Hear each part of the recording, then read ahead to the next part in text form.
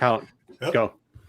Hello and welcome to Star Wars News and Weekly Comic Recap, presented by Tales from the Darkside. This week, Marco's covering the new comic release, Star Wars Bounty Hunter 14, and he decides which was better, another look at Deathstick or finding out who she's working for.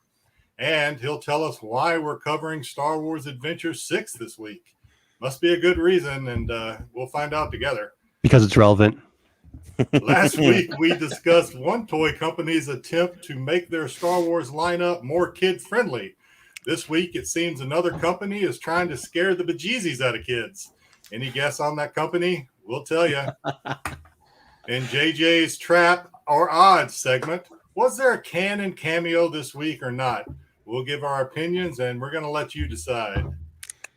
You'll get a peek into the twisted workings of our brains as we rename some of Star Wars' most iconic ships.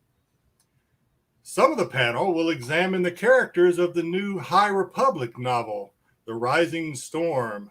Some didn't read the book because it's got more than 36 pages and no pictures.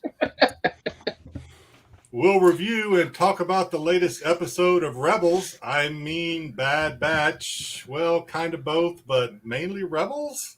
It's episode 11, Devil's Deal. Let's get it going, guys.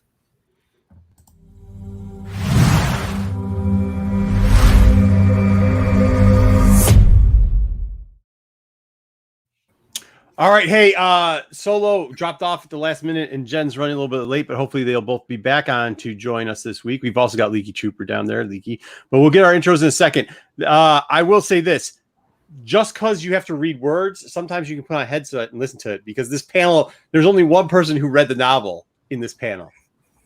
One. It's still a commitment of time I didn't have. 3 hours. It took 3 hours and 5 minutes, guys. It's not that long. 3 hours for you to read it. It would take me like 3 weeks to actually read the book, like words. But the audiobook still would have been like, what, 10, 15? Like 15. It's way longer. You guys are listening to that thing. It's way longer than it is to read the book. Just read the book. All right, Jedi, give us the intros, man. Okay. Hey, after last week's discussion, he went and renamed his boat Marco's Watership. Now it's easier to find and no confusion. The only thing missing is a Lego logo. Give it up for Macho Man Marco.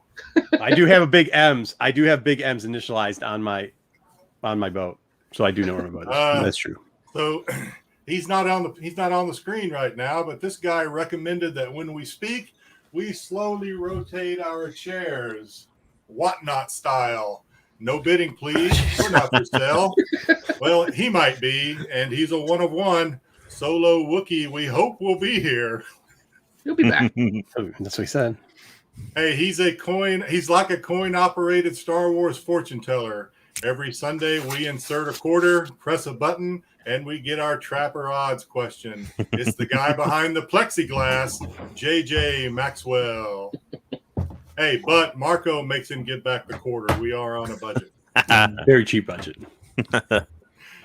Hey, he was under the weather earlier this week, but the High Republic's sock puppet lizard doctor prescribed him a regimen of bantha bile and Gungan stew. Yum. Now he's 100% again, and that means more videos. It's Pete Renovision. What's up? He got his nickname after accidentally discovering Darth Vader's true identity. It's Leaky Trooper. It's a short intro, Leaky, but it's a pee yourself joke, so classic. Hey, after teaching this Jedi how to use Force telepathy for communication, Master Yoda began getting called in the middle of the night asking, "Is your refrigerator running?" "Yep, that's me, Jedi Johnson 22. Let's go, guys. There you go. Another good one from Jedi Johnson. Hey, thanks to everybody in the chat. I know I wasn't there last week, but I did see everybody's. I read them all through. I appreciate it. There was one person in the chat. I gotta find out who it was. They said that something I actually have to kind of question. They said when we were questioning the relevance of the Dangir, saying that it wasn't a interesting character, they kind of made a comment that we don't think it's interesting because we don't know much about Star Wars, which is fair. I mean, that's a fair opinion, I guess. Yeah.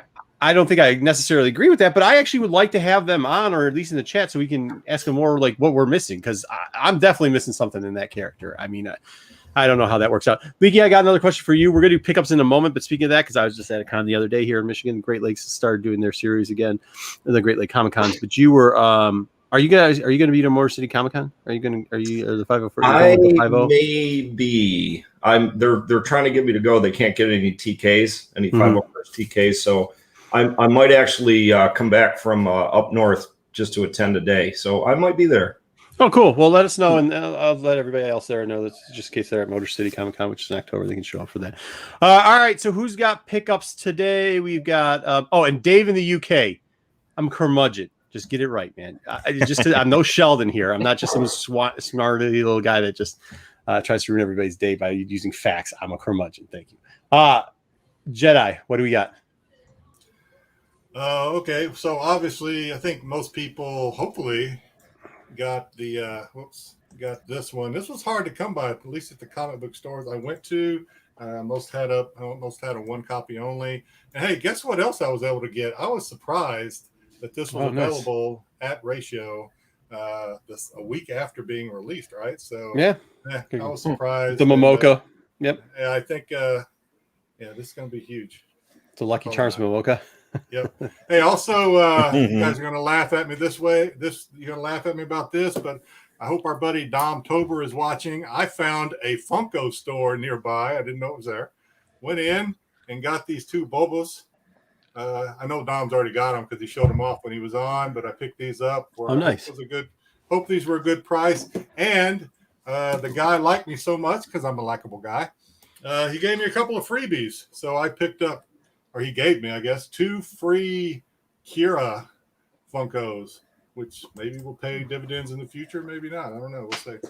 That's what I got this week, though. Nice. That is cool. JJ, let me put you into the main spot. All right. Sir. All right. So I didn't have very many pickups this week because these were expensive pickups. But so first up, I got those Dark Horse variants. Nice. So pick this guy up. Yep. There you go. There may be a Jedi Johnson like story involved in that later. We'll see. Can you talk about what that is? Just don't hold it up so people can hear what you I don't know if anybody will be able to see it, but due to poor shipping practices on a guy that is quote unquote only shipped a comic once, you got a gigantic corner ding right here. Oh no, but it's a sketch. It's a sketch for Darth. It's a sketch for Darth Maul. Yeah, it's only a Jedi equation. Oh, if you drop it's the Wizard World. Yeah, the Wizard World, son of Dathomir. Yes. Sketch. So these were only 500, I believe, made, and then. Of course, this one I like better. I do like the I like the color better too. Darth Maul. Yep. 1,000 of these guys, and then I got me a couple slabs of Dark Horse variants. So picked them up cheap off eBay in auctions. So got the Midtown, the Lucas Draft #1 Midtown version, and then the Lucas Draft #1. If I can actually pick it up. Dom says awesome pickups, Jedi. Yep, Frizen. Thank you, Dom. Appreciate that. So nice Jenny. Frizen, Nice Jenny Frizen Star Wars. Jenny Frizen Star Wars. This was Forbidden Planet exclusive of the Lucas Draft. So, little Jenny. Yeah. Solo will be back. Comic Barbarian, what's going on? That's our man. I gotta say hi to everybody else. Shannon, how you doing?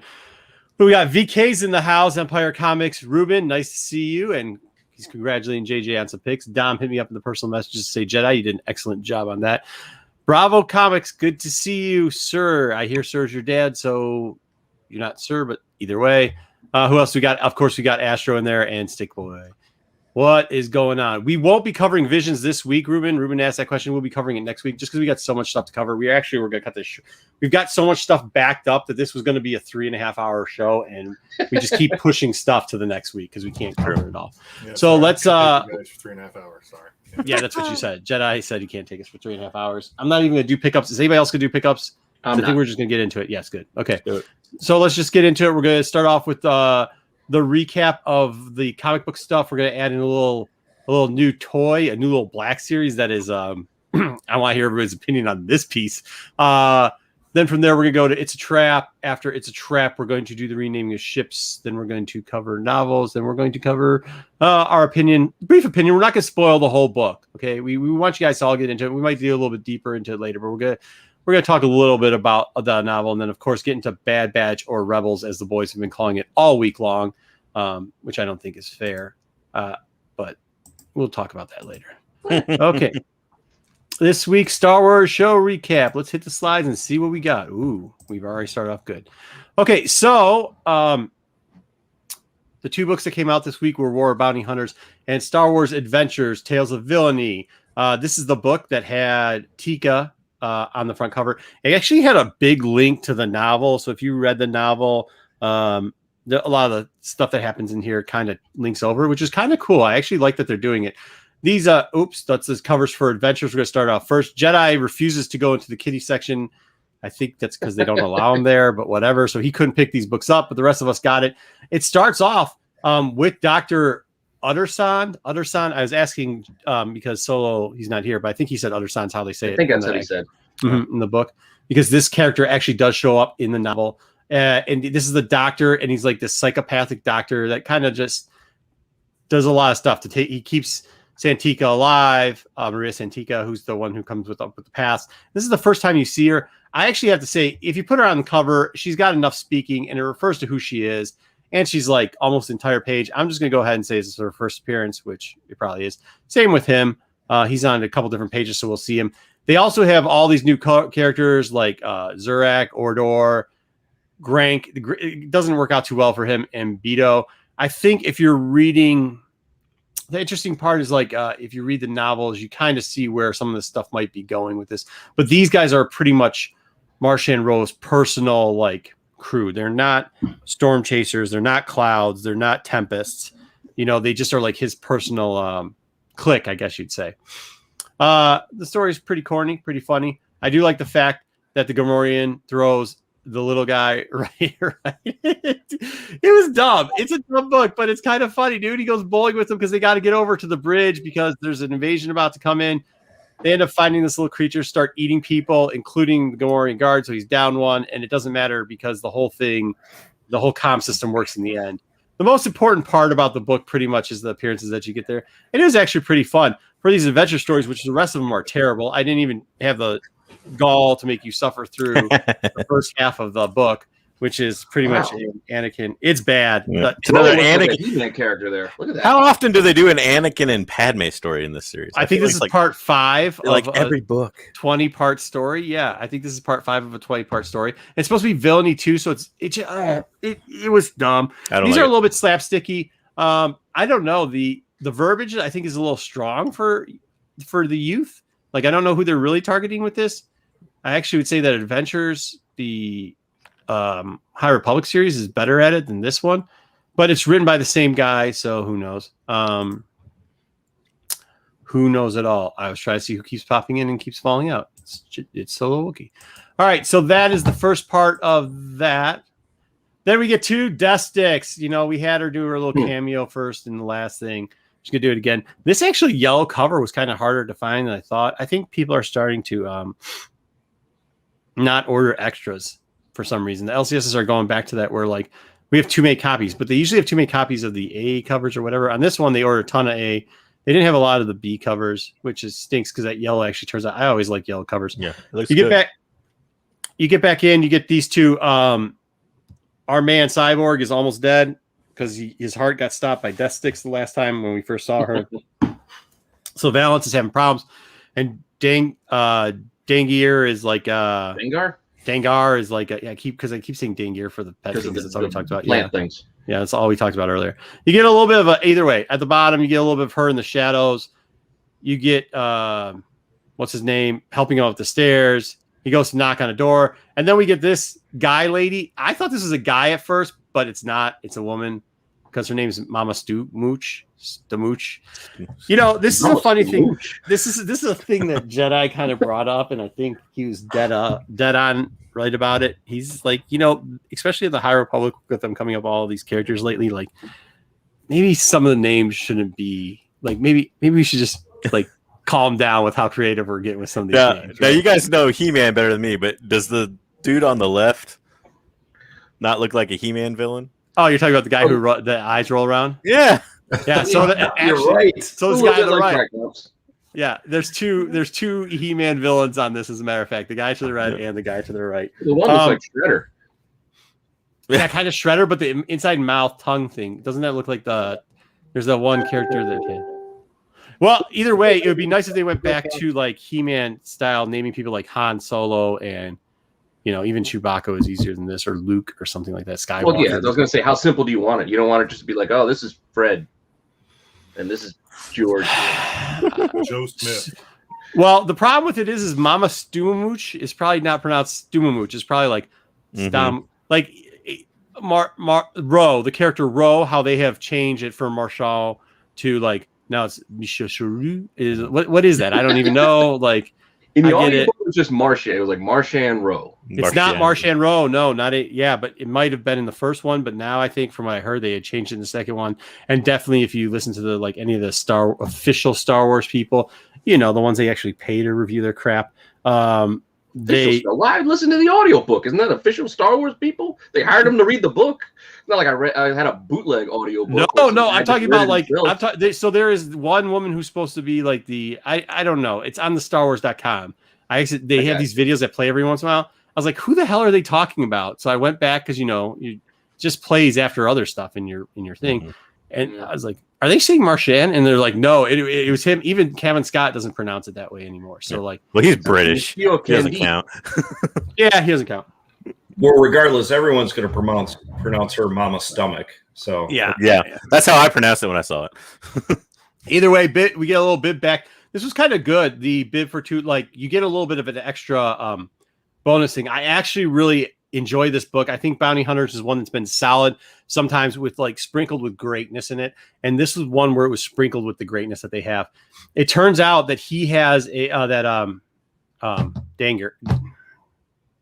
Say it, somebody. Dangar has a girlfriend. This is actually from Legacy. I think so. They might be pulling this back, but it also is part of video games and tabletop stuff too. He eventually had a girlfriend at one time, and it looks like he has a girlfriend again, who's caught by Boba. In the old school one, she was what the heck happened to her? She's in a book. It was one of those Java books, and if I remember correctly, some guy ate her in his belly because she was in the Tatooine bar, but he didn't actually eat her. It's like a prison in his belly, and then he bursts her out to Jabba, and she becomes one of Jabba's slaves. I don't think they're going to do that in this one. Either way, her name is Manaru, and that's his girlfriend, and it gets him really mad. I put Punishing One because I know we're covering ships, and this is one we're probably not going to cover, but this is actually his ship, and she was in charge of guarding it, and that's how, in this new storyline, she pretty much got pulled out in the current timeline. There is a pretty important picture, I guess, in here, something that got people's feathers in the rough, and we will hit this up a little bit later. But when Mama Stumu is talking about all the old things, they start talking about the Crimson Dawn. Once again, that's how all these books are. They're trying to get everything linked up to the Crimson Guard. This is how they're going to get these two to the Crimson Guard. Also, that it injects death sticks. But they talk about the Death Watch here, and when it was first assembled, I blew up the picture of the Shadow Collective. We will talk about it later, I hope. I think we will in the Black Sun. The next page then has the rest of it, the Voss stuff, all the pretty much all the stuff from the Solo movie and the stuff from the Clone Wars when it was the Mandalorians were seizing Mandalore which there's characters back there that look like other people. I'm not gonna get into that here either. Either way, Mama Stumu, whatever her name is really scared when she hears about the death stick thing because she's like, oh my gosh, what have you done? She's gonna kill us all. I will tell you this, this is cool, right? Cool she's got these, but I don't know why she's got these little droid things that battle up. I'd rather see her just go complete ninja style, right? She's got the one katana in the back of the dude. The other one's coming. She's got the little devil eyes that look dope. And then she's doing the little trick, the pew pew pew. They had a lot of pews going on. A lot of pews going on in both books this week. Either way, so they decide that they're going to get out by blowing a hole in the wall and taking a ship out, which why wouldn't you with the thermal detonator? I thought that was kind of cool. They thermal detonated out. They get into the ship, more pew, pew, pew, and some choo-choos there, which I don't know. Chooms. You need some chooms. Yeah. The powerful lasers, man. When you got chooms. So eventually the ship's crashing and both bounty hunters get thrown out. Valance ends up saving him, and he didn't have to. So Dangir is like, oh my gosh, I'm gonna do that all. Dengar. Yeah, Dengar is like, you didn't have to save me. I could have died, but they're really being spied on by Death Sticks. And then they go, oh yeah, there you go. This is your pops right there at the bottom. Kira is saying like, hey, don't kill him yet because I have plans for him. So we'll see what happens. And that's how they're all going to go. So hopefully now we are all at the auction in the next round of these books, which I think we will be. Those pops just hey, can you go back to that real quick? I had a question about Death Sticks here. Earlier in the comic, I thought that was a female character. It is. Still and then when I see the eyes here, this is where he really looks like Shredder, and it's a she. But look at it. Look at the face. I was like, what are they doing? Yeah. It looks like Shadow Knight. Yeah, that's what I was kind of saying. Like, it kind of would have been cool because she's supposed to be related to Night Sister, and I thought this was kind of like more the style that would be cool. Yeah. And maybe see a little bit more of her power. We didn't get to see a lot of her, really. Like, we got to see her put the katana in somebody's back, but like, really, her little bomb ships here are doing all the pew-pewing. She's just kind of jumping in the air. Yeah. And they easily got away by using a detonator to get away. Now, remember, they're doing the 2-story thing here, too, so I didn't want to, I want to go through that portion first. They splinter it in.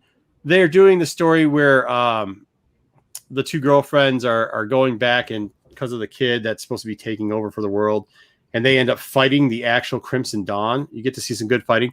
I did find it funny that she whistles, and then she's got the beast that comes through. This actually might be a good threesome. Well, I mean, like trio. Trio. Thank you. Yes. Yeah. Yes. Trio. There's less implications if you just say trio. Yes. Thank you. I did think it was a little corny when they're like, "Oh," the wife comes over and starts shooting him, and he goes, "That's a good wife. You should keep her." And he's like, "Yeah, I get a little bit of the corny lining in there." But to be honest with you, seeing them show up and having their little pet is going to be pretty fun, I think. It just throws in a different curve. Altogether, the book was pretty good. Next one, and I think is in next. This is next week's book. There we got another Dr. Aphra, which we haven't canceled yet. Boba Fett apparently is going to show up in this book, and they're going to run into each other. So it should be pretty decent. What else is next week? War Bounty Hunter, we're going to get the big one, the boss redo. I'm actually look unfinished. The headshots, the B covers, I guess I know with the solid colored backgrounds, but they just Did you see them this week? Yes, but did you see them? Okay, this one they look better in person. Yeah, this one. Yeah. I mean, Dr. Aphra and what they do with her, they need to stop. I mean, it's getting to a point where it's just stupid. Okay, I think it's just that the trade dress is like a third of the cut. It's like so obtrusive. This War of the Bounty Hunters, and then the title. Like, if that wasn't there. But I was actually disappointed that I only got 2 of the yellow covers, the ones this week. Valance? Yeah, the Valance, because it actually looks like JJ said, it looks way better. I obviously can't see chat right now, but I'm wondering what chat thinks about it if they got it in person. I think it looks way better in person than it does in. Ruben likes it. Yeah. Ruben likes it. Good. Hey everyone. Hey, what's up, that guy? But yeah, I mean, I like him a lot. I just don't like what they do with can we get every character's got a certain style that no matter who the artist is, like Boba Fett, there's certain things you have to do with Boba Fett. Han Solo's the same way, certain features you have to. You can pretty much draw, as long as you give her dark hair, you can pretty much draw Dr. Aphra however the bleep you want. You can do whatever the bleep you want with her. And there's no more opposite drawing, and it's not just the stylization. It's just like, I don't like it either way. I just think it's inconsistent. It is. You lose track of who she is. It's absolutely. A good point. Like Pete was making, and you are making right there. I mean, how come they can't break the Dr. Aphra, title across the top and stop taking up so much of it? Like, do something with Aphra up in there, and we know who it is. Like, we're far enough along here. We know who it is. This is because it's all the war. That's just what they're doing with the War and Bounty Hunter time. I know, but since it's a B cover, they have they have the carte blanche. They could do it differently. They could have just made it a straight near virgin cover, and I think it would have. They can break that line a little bit, like right here, the Boba Fett. I mean, you still know that it says War of the Bounty Hunters. It's the same art. Yeah, but that artist could do. This is what annoys me. It's the exact same artist. So somehow that artist can do Boba Fett without completely changing around the stylization of Boba Fett, so you can recognize that's Boba Fett. If you did it. Look, I'm telling you this. If you didn't have the title on this, if you didn't have Marvel, you just cut this picture out randomly. Cut cut it out over here on the blue cover, and you put that random picture up there, just maybe even took off the goggles, you would. There's no way in shit you would know that's Dr. Well, Aphra. you do because it has the goggles. That's how I know. You got the goggles, the goggles and the pilot This is what cap. we're doing now. So now it's the goggles. That's all Dr. Aphra's any chick that's got black hair and goggles. When you don't All have right. a consistent art, It looks more- It's Star Wars. Nobody changes clothes in Star Wars. It looks a lot more like it looks a Just lot clothes. more like Dr. Aphra than that. He's got a point. You what? Well, if you guys saw Dr. Aphra in Bespin fatigues, she would look much better. What were you gonna say? Jesus. What were you I gonna was say, gonna Jen? this looks more like Dr. Aphra than that 1 in 25. The one where she's like looks like a Barbie doll on the speeder. Yeah. I the forget the name Bartell of the or the- artist. No, the one we were Mike talking gets about it upset. in I forget who it was. We were talking about it on IG a little bit this week. It looks nothing like Doc Aphra, and I'm sorry if I'm stealing this person's thunder. I just can't remember right now who it was. But yeah, they're all over the place with Dr. Aphra. Well, one of the issues I What did I have call is, it? I didn't call her a lady. well, one of the issues I have is they change her facial structure. Yes, Right? that's the biggest issue I have. Like sometimes she has a long oval face, sometimes she has narrow eyes, sometimes she has bigger. Yeah, her nose is different. It's like it doesn't even look like the same person. I don't even like the color on this one's off. Like she looks like she has jaundice or something. I don't know. She's a changeling. You heard it here first. She's a changeling. Yeah, I mean, well, there's like for some reason they decide to put purple shading, like that's what I mean, between her eyes. Like it's not Those are bruises. okay. She was up late. Enough of that. So also you've got the actual key. It's the second part. It's number 2 to the actual main storyline toward the bounty hunters. FOC, dude, we're finally getting. I don't know if you guys have seen it, but we're actually finally getting all the wanted covers, which I don't want to buy them, but I'm gonna. I like them. Some of them, yeah. I mean, that's what I'm saying. Like, I didn't want to Well, like it's not them. bad. I didn't want to like them, but I like It's them. better than the Spider-Man Kiss cover you got there for the first one, where they're up. You don't like that? I love that cover. I think that You cover. like, no, you like the upside down? I don't get it. Ew. No, I'm with Solo on this one. I like that one. Yeah, I'm with the first 2 covers. I'm probably gonna pass on the third cover and get the Oh yeah, first third cover I don't like it. It's Well, that's the like regular a Rick cover. and Morty cover. We also on FOC. We've got, gosh, Jesus, Bounty Hunters 15. Obviously, I'm gonna grab a couple of these. Who's I the- actually, it's fun. Leave it on that one. Well, I was gonna ask who's the cover artist for the A cover on that for Bounty Hunters. I don't 15? know. Yeah, It looks like a Vader's castle Which cover. one? it does. It does. It does. No, I would beat. It's like Rick and Morty. Which is good though to see that they're gonna keep Death Sticks around though, because usually they get rid of characters in Star Wars after 2 books. Cameo Yeah, for the other ones Spears are and Zero. Nakayama, right? Yeah, Nakayama's the wanted ones. Yeah. Yeah. What's I'm up a with fan. Dengar's face there? He's like, surprise! Oh, you got me. I think it's the that looks same like- artist that did Vader's castle. It looks a lot like it. You guys They both remember look when like- the faces melted at the end of Raiders Lost Ark? That's Yeah, exactly They what both that look like zombies. Really, they do. Happy birthday! Ah, I never saw it coming. No, I think they're just worried they're both going to get their prostate exams and they're shocked. Apparently, Valance is Doctor Strange over there with his Yeah. hand going. You know what's funny is I think he did a better job with the wanted for Valance than he did. I like how like it kind of shines off of the In all fairness, if Elektra Shredder was coming at me, that's the look I'd have on my face. Electra I do Shredder. kind of wish they'd have trade dressed that up and down Forlom and Zuckus.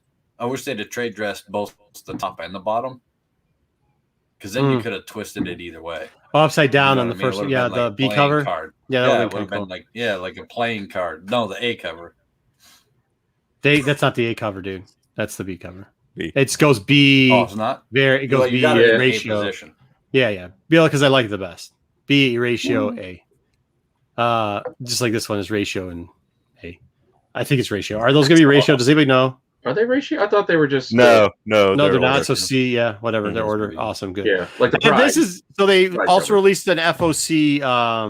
This is just getting on my bleeping nerves. They're not good anymore. They released an FOC insider cover. This is it.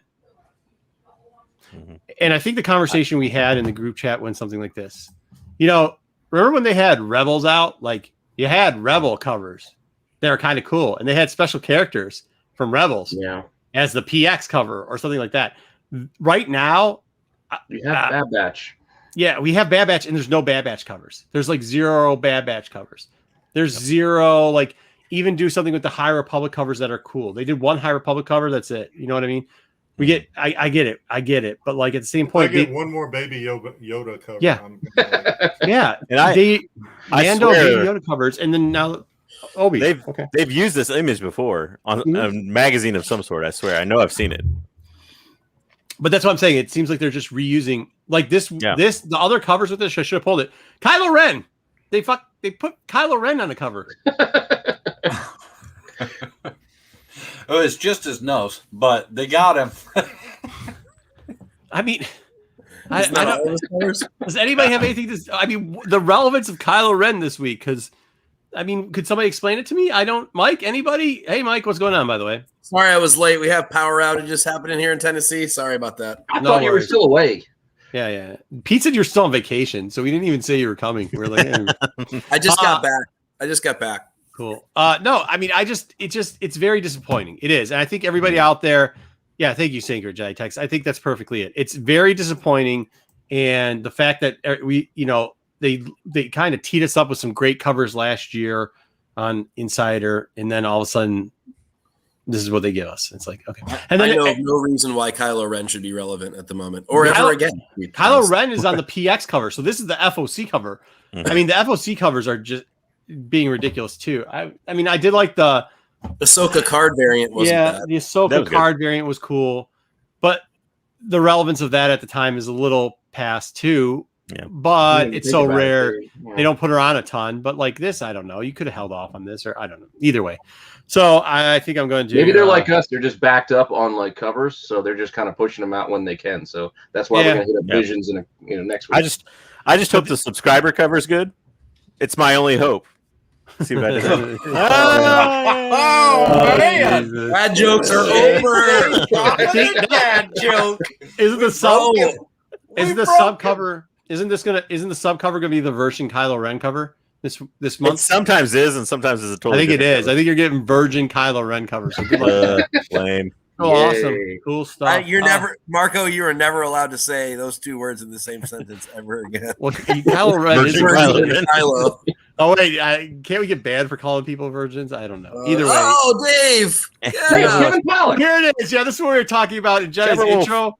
Yeah, is it or is it the yellow man from Sin City? Because it is just Freddy Krueger, young Freddy Krueger, bro. What? Like, looking about the corner, looking okay, dapper at least. Dude, how bad? I'd love to have a Black Series figure, but if they make my face look like that, I'm passing, bro. Why didn't he come with the cowboy hat? Yeah, it needs that. He needs that.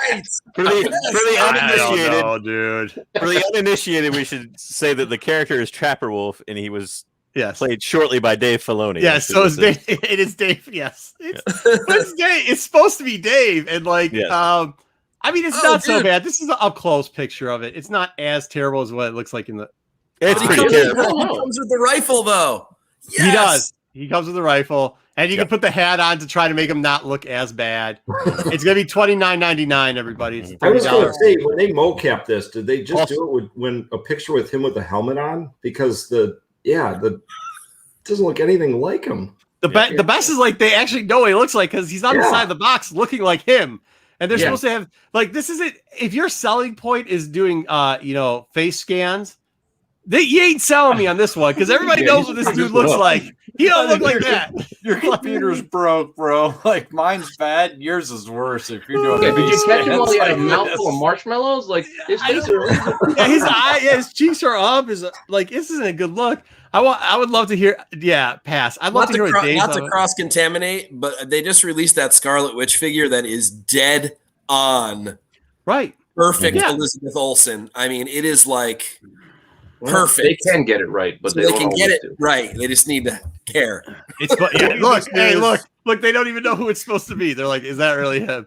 And they exactly what. It's full. They gave him Ed Asner's nose. His nose doesn't look anything like that. I hate it. I mean, I guess you got to be happy you got a figure made of. We should have mentioned also that it's a PulseCon exclusive, so that's true. You can totally avoid it if you want to. It's not in shops or anything. So. Yeah, it's not going to be a peg warmer forever. Like you'll see every day. Bartles and James hitting another one out of the park. Hard, Yeah. Well, no, hard it's- pass on this one, and Yeah. it's probably a kit bash. That's probably a Luke body. yeah, it probably no, it is no. You know what it was? Yeah, it's who they just released. What was the pilot? The X-wing pilot they They just just do released? Wedge? Oh, was it? It's Wedge? 100% his, not Wedge. No. Oh, the other. The other- older guy, the the blue one? green and whites from like Oh, Green yeah. Squadron or whatever. Yeah, Oh, It was Yeah, they him. just repainted it orange. They just repainted it orange. It's literally the same kit, like Yeah. exactly down to the rifle. Yeah, and they just put his head. They put a head on it. I mean, dude, somebody's gotta come up with a custom head that looks more like Dave. But like, Well, and it would have been way cooler if they did give him a cowboy hat, and would. you know, and to take away the Yeah. rifle, keep the rifle, give him the cowboy hat. It We'll would give have him been two. way Give him better. the helmet and the cowboy hat. no, it I wasn't would've- big. I Yeah, would have yeah. considered it for a cowboy hat. Yeah. If anything, you know what? They should have at least given him Cad Bane's hat. That would have been There funny. you go. There you go. I mean, it's gonna sell out, obviously, but like at the same point, like it shouldn't. And I feel bad, like for everybody that says that Dave's in charge of everything and he's the king of Star Wars. Well, if he was, his face wouldn't look like that. I'll tell you that. He did not have approval on this figure. There's no way James did not give him any.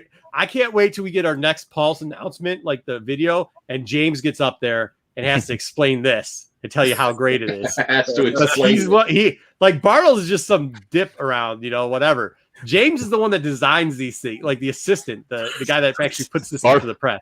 Bartles is gonna suddenly be gone. James Yeah. is gonna blame it on him. Yeah, Yep. Bartles We should did it. see if this is one of their faces, Bartles or James. he's like, Bartles will be like, Bartles okayed it. James, you're the one that makes these things. Yeah, but Bartles okayed it, so he's gone. This reminds me of the Lionel Richie video. Hello. Oh, with the head there, he carved the blind lady, carves the head. That's pretty much what it looks like. Yeah. I was Yeah, waiting there's for a the back- connection there. I was like, what? Yeah, there's a backstory to that video that he was extremely mad. Lionel Richie lost it because it looked nothing like him. He was livid I mad. don't know if Lionel Richie's usually pretty low key. Yeah. Whatever drugs he's on, I want to be on them too, man. He's usually pretty happy. Either way. Yeah, he's this is easy like not- Sunday morning, this is man. not- Easy Yeah, like this is Sunday not morning. funny. Hey, All Marco, right, so I this was going to do it in pickups, but since this is a toy update, I have a quick 30-second Lego toy update. But, okay, I'm pulling this down and I'll put you up in the main. Hey, Okay, please this also is- to make sure you check the link below for Lil Bricks and his newest show. Give him a thumbs up and everything else. So Go ahead, this is Albert. your last chance. They're on clearance now. You can get the Anakin Jedi Interceptor, the 501st set, and most importantly, Ahsoka Tano's battle tank. Oh, on clearance, yeah. Oh, They're that's all upstairs. going out of. They're going to be gone by August. So if you haven't got them yet, pick them up now. And don't let them fool you. It says clearance. It's the exact same price you can get everywhere. There's no Lego is like Bose or Sony or anything. There's no. Yep, this is the clear out season for Legos. Yeah, they're clearing out to make the new stuff. And good call. Yep, thanks for bringing that up. Nice. I've been at Myers too, by the way. Meyer Thrifty. Myers, yeah, the Myers clearance section. All right, comic review is. For those that don't know, almost- Myers is a store that only lucky Michiganders have. I was going to say. And parts of Ohio. We do not have them here. We got him in Indiana here. Yeah, Indiana's got some. Yeah, Indiana's close enough. You're all mid In the Midwest. Midwest there, you guys could have them. You guys Yeah. got to stop filling up the chat with stuff that isn't the order of which I'm to do stuff because then I'm really behind. All right, share the screen for It's a Trap. We were working through technical difficulties earlier. Mhm. Where is It's a Trap? Who's got It's a Trap? Cool. Nobody? Sweet. You do. Oh, sweet. All right, cool. We So are you have- pro right here Yeah, on sure. Tales from the Dark Let me Side. pull up It's a Trap. I thought you had everything. You talked about it before we started. I was like, My I My got son everything. was doing indecent things in the chat room. Caught me. Did you send? Where'd you send It's a Trap this week? All I got is, yeah. I thought I shared it to you. Okay, you try to redo that, and instead we'll go into ships. Let's go into ships. Yeah, go to. I'll get it ready. I'll get Get it ready, please, and I will throw in ships real quickly. Jedi, are you ready for ships? Killing me, Smalls. I know, right? Sure, man. Let's show everybody what we uncovered. Yeah. For all those people that are waiting for the ship's names, we have a list of ship names. This came directly from the desk of the Kathleen Kennedy. So no, it didn't. It really didn't. No. It really didn't. It really didn't. I'll say that. But no, we were trolling We got last week, sued. Mike, about it and like how everybody was blaming her for this, which is just not her thing. I don't think she even knows what the name of the ship would be and what it wouldn't. So, but some people got really upset about it. Klingon Yeah. bird of prey. Right. So then I got really upset about it, and he threatened to actually come up with the ship names, and he went over to Disney Studios. Go ahead. Yeah. Go ahead. No, I'm just so I said, hey, if they're gonna rename Slave One, let's dig into this and see if there was ever any other names considered for any of the other ships that we might see in the future, because we got to make things easier and more consumer friendly. Millennial Falcon. Let's go to the first one. Sorry. So here we see Slave One, and you can read what she was, and she was Slave One, but the updated designation we learned was FET's unconventional capture kill ship. And if that's too hard to remember, just use the acronym.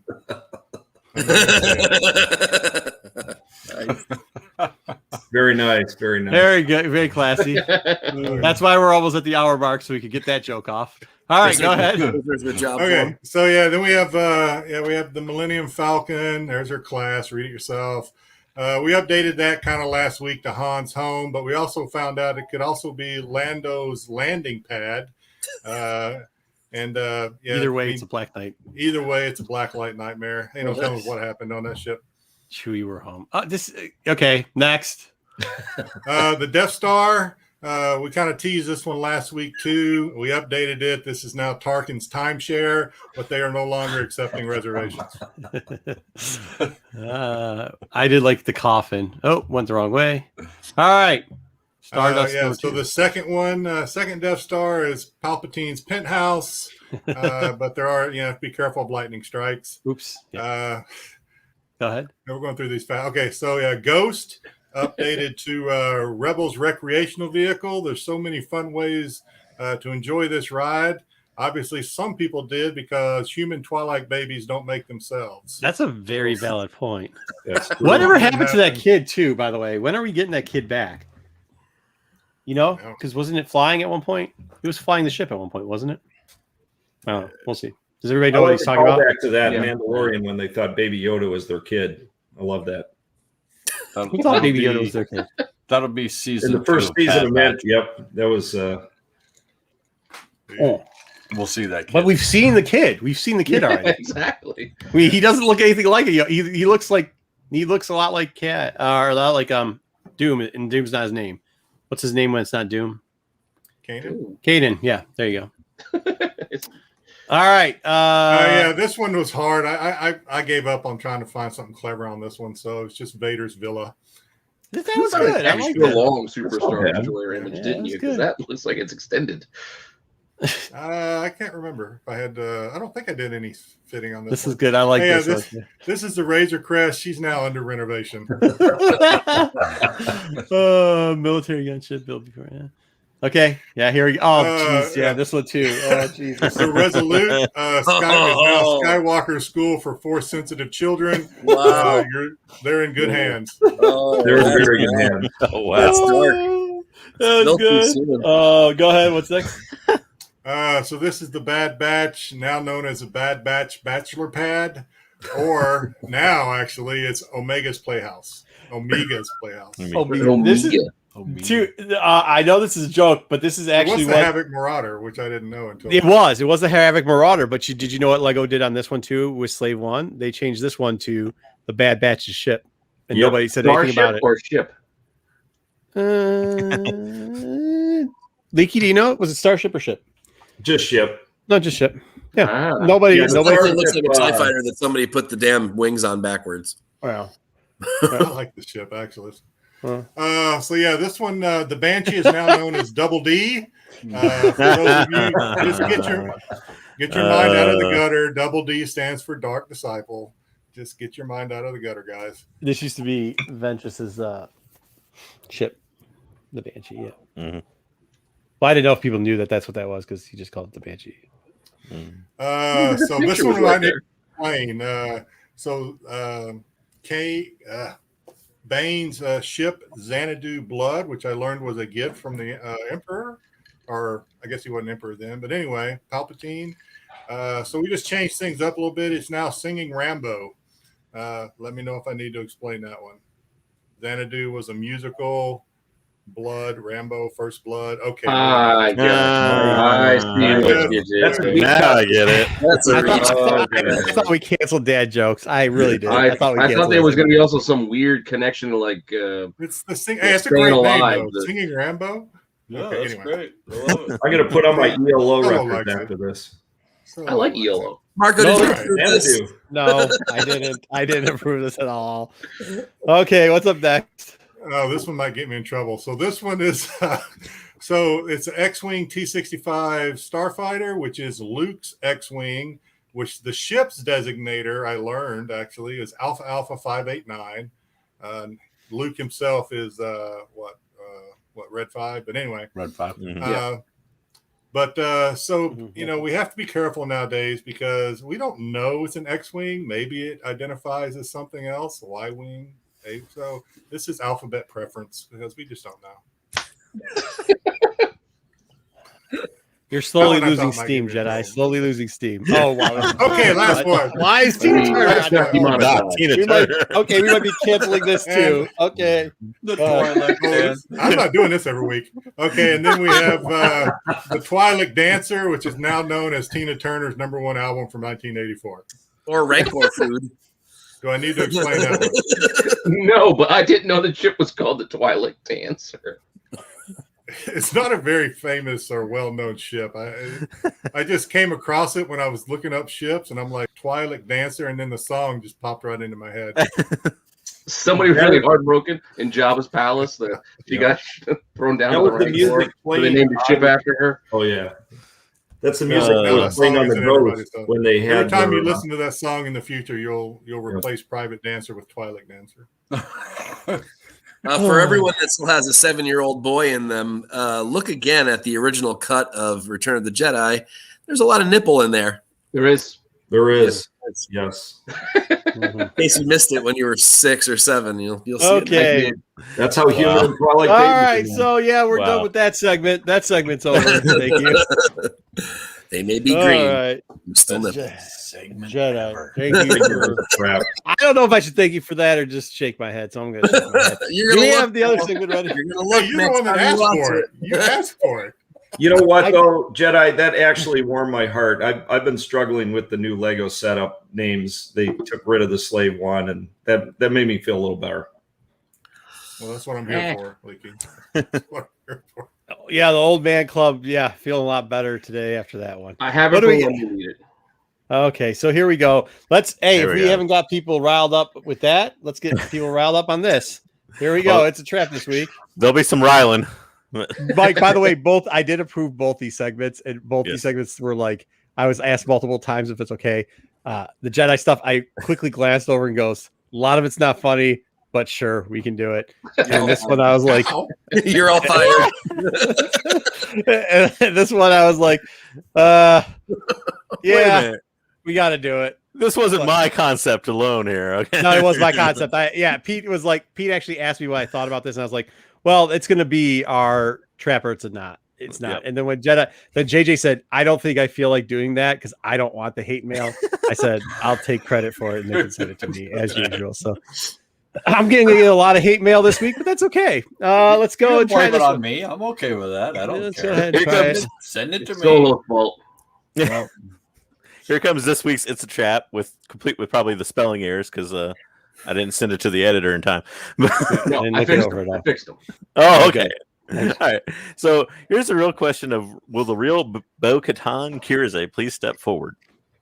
As I'll start off by saying I don't know if anybody read Bounty Hunters 14. I know we went over it a little bit earlier. This is the panel here that kind of created a little bit of controversy in Star Wars internet verse. But basically the question was Time out, not Star Wars. This is speculation. Star Wars fans don't really give two there shits you go. about this panel. Star Wars speculation internet news. Yeah. If you want to call it that. So let's flip to the next slide. We'll get into it here. Go ahead. Okay, so let me pull it up on mine. Okay, so real quick, just a little bit on Bo-Katan and the Death Watch. I have to read from my phone a little bit here. Sorry, folks. So you had pretty much the basic gist of it was that Bo-Katan was supposed to be kind of that person in the back, or I guess right. Could you go back a Okay. panel? Go back Yeah. a panel, Pete. Let me explain what's going on here. Yeah. Because I didn't explain it in the thing because I thought he was going to explain it a little better. So in the Sorry. front, they're supposed to be talking about the Shadow Collective. It's like a reference back to the Shadow Collective. If you see it, you've got the Pikes. You've got a Death Watch member in the front. Yes. Isn't Boba Fett or Jango Fett? That's a Death. Also is in the back right. There's somebody who looks like a female Mandalorian. Yeah. That is, and although the people have just completely gone through and not identified the person in the front, and this is why I say it's more of a speculation thing. They have tried to say the person in the back is Bo-Katan, and yeah, we'll hear what JJ thinks. JJ does not like this, so go ahead. All right. Okay. Next slide. Yep. So more or less, Bo-Katan, real quick background, I'm not going to go over it too much, but she was in the Death Watch at the time of when I guess it was ran by Pre Vizsla. Is that how you say his name? It is Pre Vizsla. Yeah, I couldn't remember back to Clone Wars how you pronounced it. Yep. Vizsla, yeah. So more or less, she was in the Death Watch at that point. The Death Watch kind of was a collective group of Mandalorians, and they worked with the Shadow Collective at that time, which was Maul's group, and then they also were involved with Black Sun and a couple others. So flip to the next slide for me, and we'll go over that. So, like I said, part of the Shadow Collective was right under Maul. Maul eventually betrayed Vizsla, and it didn't end up too well for him in the end. He got his head cut off for that. And from there, you had the Super Commandos, which Gar Saxon ran. And you had at 1.2, Maul also killed his sister, or her sister, Bo-Katan's sister, which was the Duchess Satine. And so pretty much after all that, Maul took control of the whole planet of Mandalore under the Shadow Collective. Kind of ran it from background, hence the Shadow Collective name. But real quickly, so Duchess Satine was in charge of all of Mandalore. She was a Correct. peaceful ruler. There was a group that believed that the Mandalore's job was to conquer. That group was considered the Death Watch, which was a bunch of different houses of Mandalorians that had gotten together, or split houses, like houses would split down the middle and go there. Satine has a sister named Bo-Katan. Bo-Katan was actually going against her, thinking that her sister just needed to be disposed, but not killed. Darth Maul was the Shadow Collective, a different group that was in cahoots, and he decided to kill. He decided to kill both Satine, which was Obi-Wan's girlfriend, and Pre Vizsla, so that he could be in charge of the Death Watch, because the Pre Vizsla had the Darksaber. Okay, Yep. sorry, go ahead. all right, so on this slide here for the helmets, Slide. yeah, Oh, yeah, the this big, slide? yeah, that slide, yep. Going over that, here's the crux for me of the argument of whether or not it's her. This is, I guess I call it the owl helmet design. I don't know, I guess for night owls or however you want to call it. That's just kind of what I came to refer to it as. I couldn't find an actual name for the design of the helmet. But it's an incredibly common female Mandalorian helmet design. As you can see, there's numerous female Mandalorians that wore it, including that Sabine's mom, Koska Reeves, Rook Cast, who's actually on there twice, comic version Rook Cast and Clone Wars version Rook Cast, and then just an entire group of female Mandalorians wearing almost the exact same Sasha helmet. Banks. Yep. Root Cast wasn't part of the Night Owls. No, but I'm just saying the design of the helmet. The design Not the is color, good. just Yeah. the design, Yes. the Yeah. eyes and everything. Okay. Yep. And see, that's what I was saying. I don't think that's a Night Owl helmet. It's supposed to be a Death Watch helmet. But Yeah, it's anyways, a female version. so- Anyways. yeah. So on the right there, those are the two helmets that it should actually look like for Bo-Katan.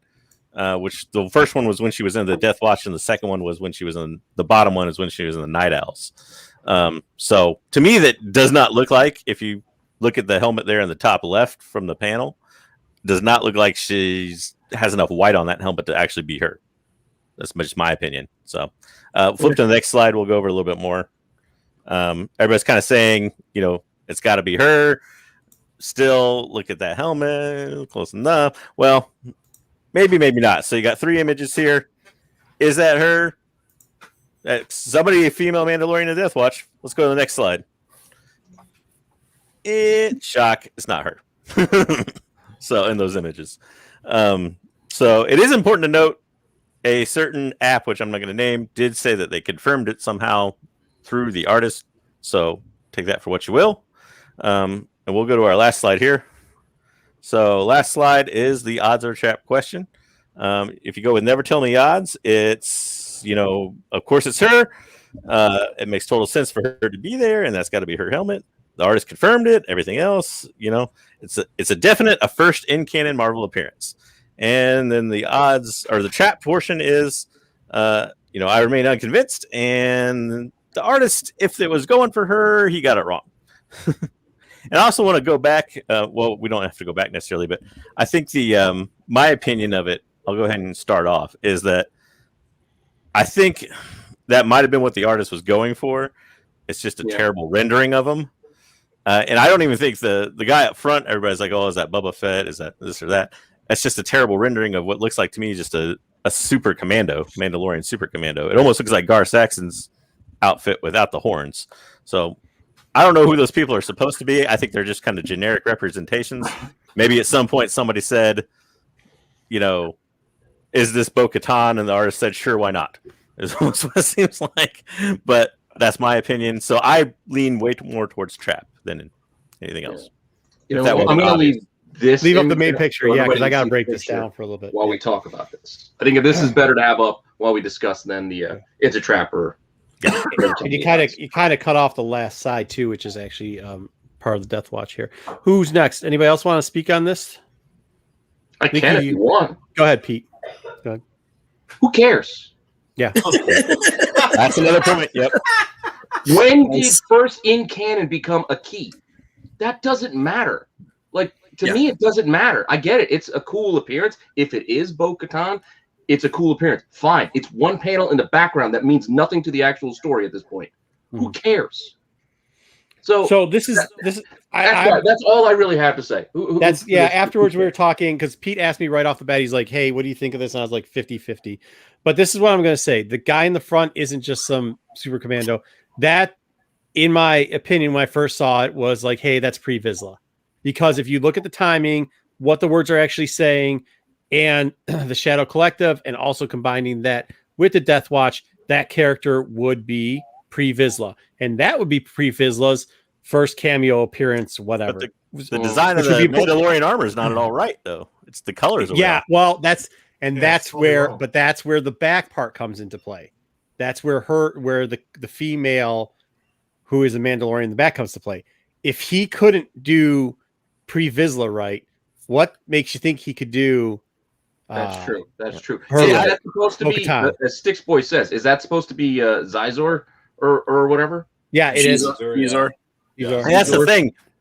To me, that's what the thing was. You could was that canonized Shadows of the Empire too? Like, right. Yeah. I mean, but you could have made it anybody you want, given the since thing. Since when in comics, especially, this is the thing that cheeses me, especially in comics with speculation, do we ever listen to the artist? Fucking Marvel tells you that the first appearance of Wolverine is 180. First full appearance. And they says it everywhere. You know where it doesn't say first full appearance? On the CGC slab. CGC slab does not say first real appearance. Well, don't go off of CGC slabs because it doesn't say it anymore. It doesn't say it anymore in Overstreet Guide either, and it doesn't. Any speculator will say that it's not. Here's what I'm guessing is the artist used references from Shizor and Lam Pike and Bo-Katan and Boba Fett to draw these things.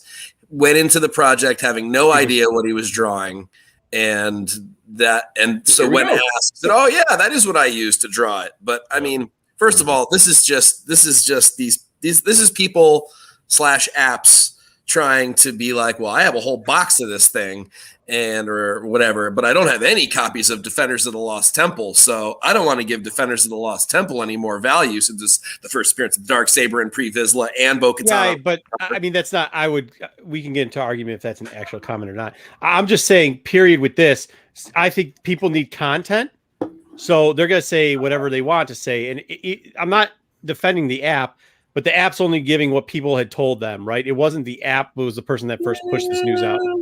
Yeah, it is. They quote the guy who did it. Yeah, so I forget who it was, but yeah, who came out and said that this was from they got a hold of the artist, which the artist. My point is, when does that ever matter? Vet your info a little bit more, though. That's the thing. But who cares? And who cares? It doesn't matter. That's my point. Yeah, Right, it doesn't. right, It's still, exactly. It's That's still what I'm a, getting at. it's still a cover book that's selling for cover. Like, it's more important that you get, like, if you want to talk about, like, it's Destick's first full appearance. Okay, that's relevant because she's actually on the cover and in it. But I think her first appearance technically was the book before because she was in 3 fucking panels. Yeah, and then this you get I mean, that's definitely pre-Vizsla, and I mean, I know that the coloring is a little bit off, but the markings are in the exact place that would be on his helmet. The helmet is made. The artist obviously isn't as in depth as some of us. The markings are the wrong color, but yeah, I get where you're going. Is that the artist or is that the colorist? No, That's either true. way. Good point. That's a good point.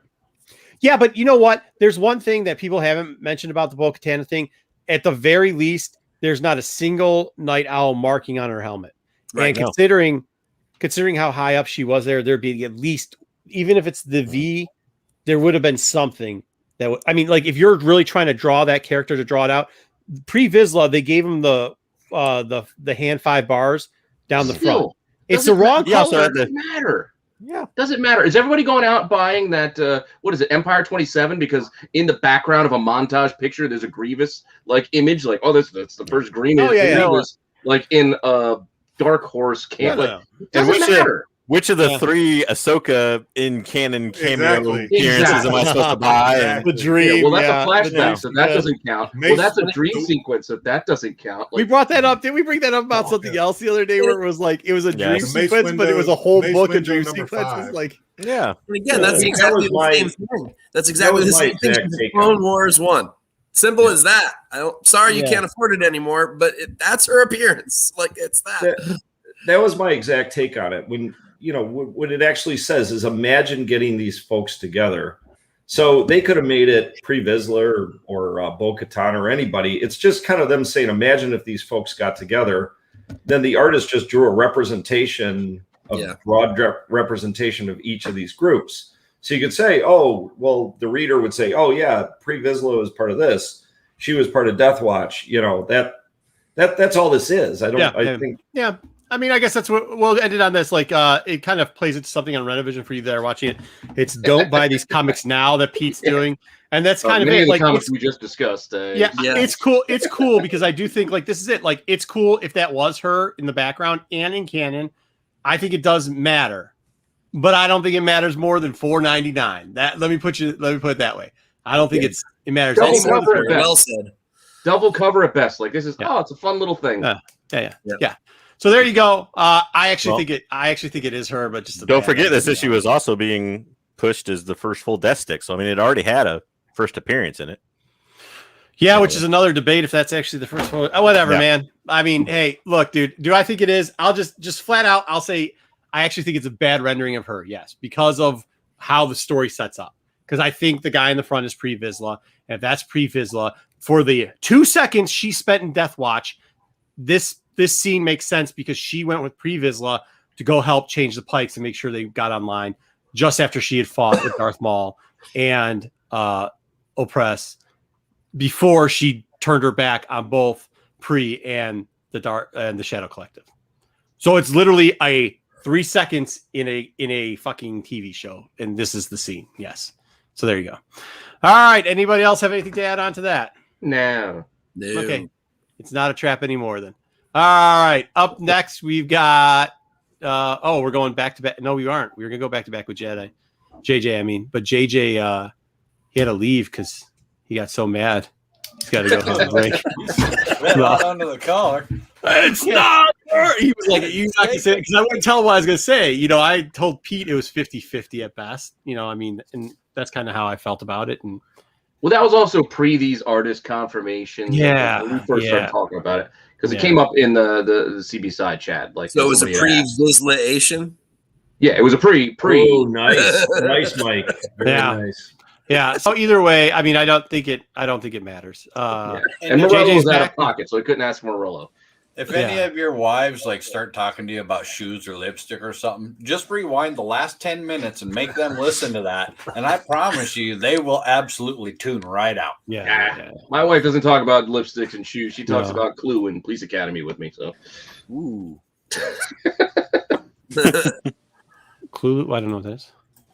Did I freeze up? You don't know Clue? Did I freeze up there? I must have frozen. Clue the movie? I can see it. Yes, Clue the movie. Clue? Oh, the movie Clue. Yeah, Clue. I know the Clue movie. All right, here we go. JJ, back-to-back sections. Are you ready for this, or do you want me to run through it? Oh, I'll roll. All right.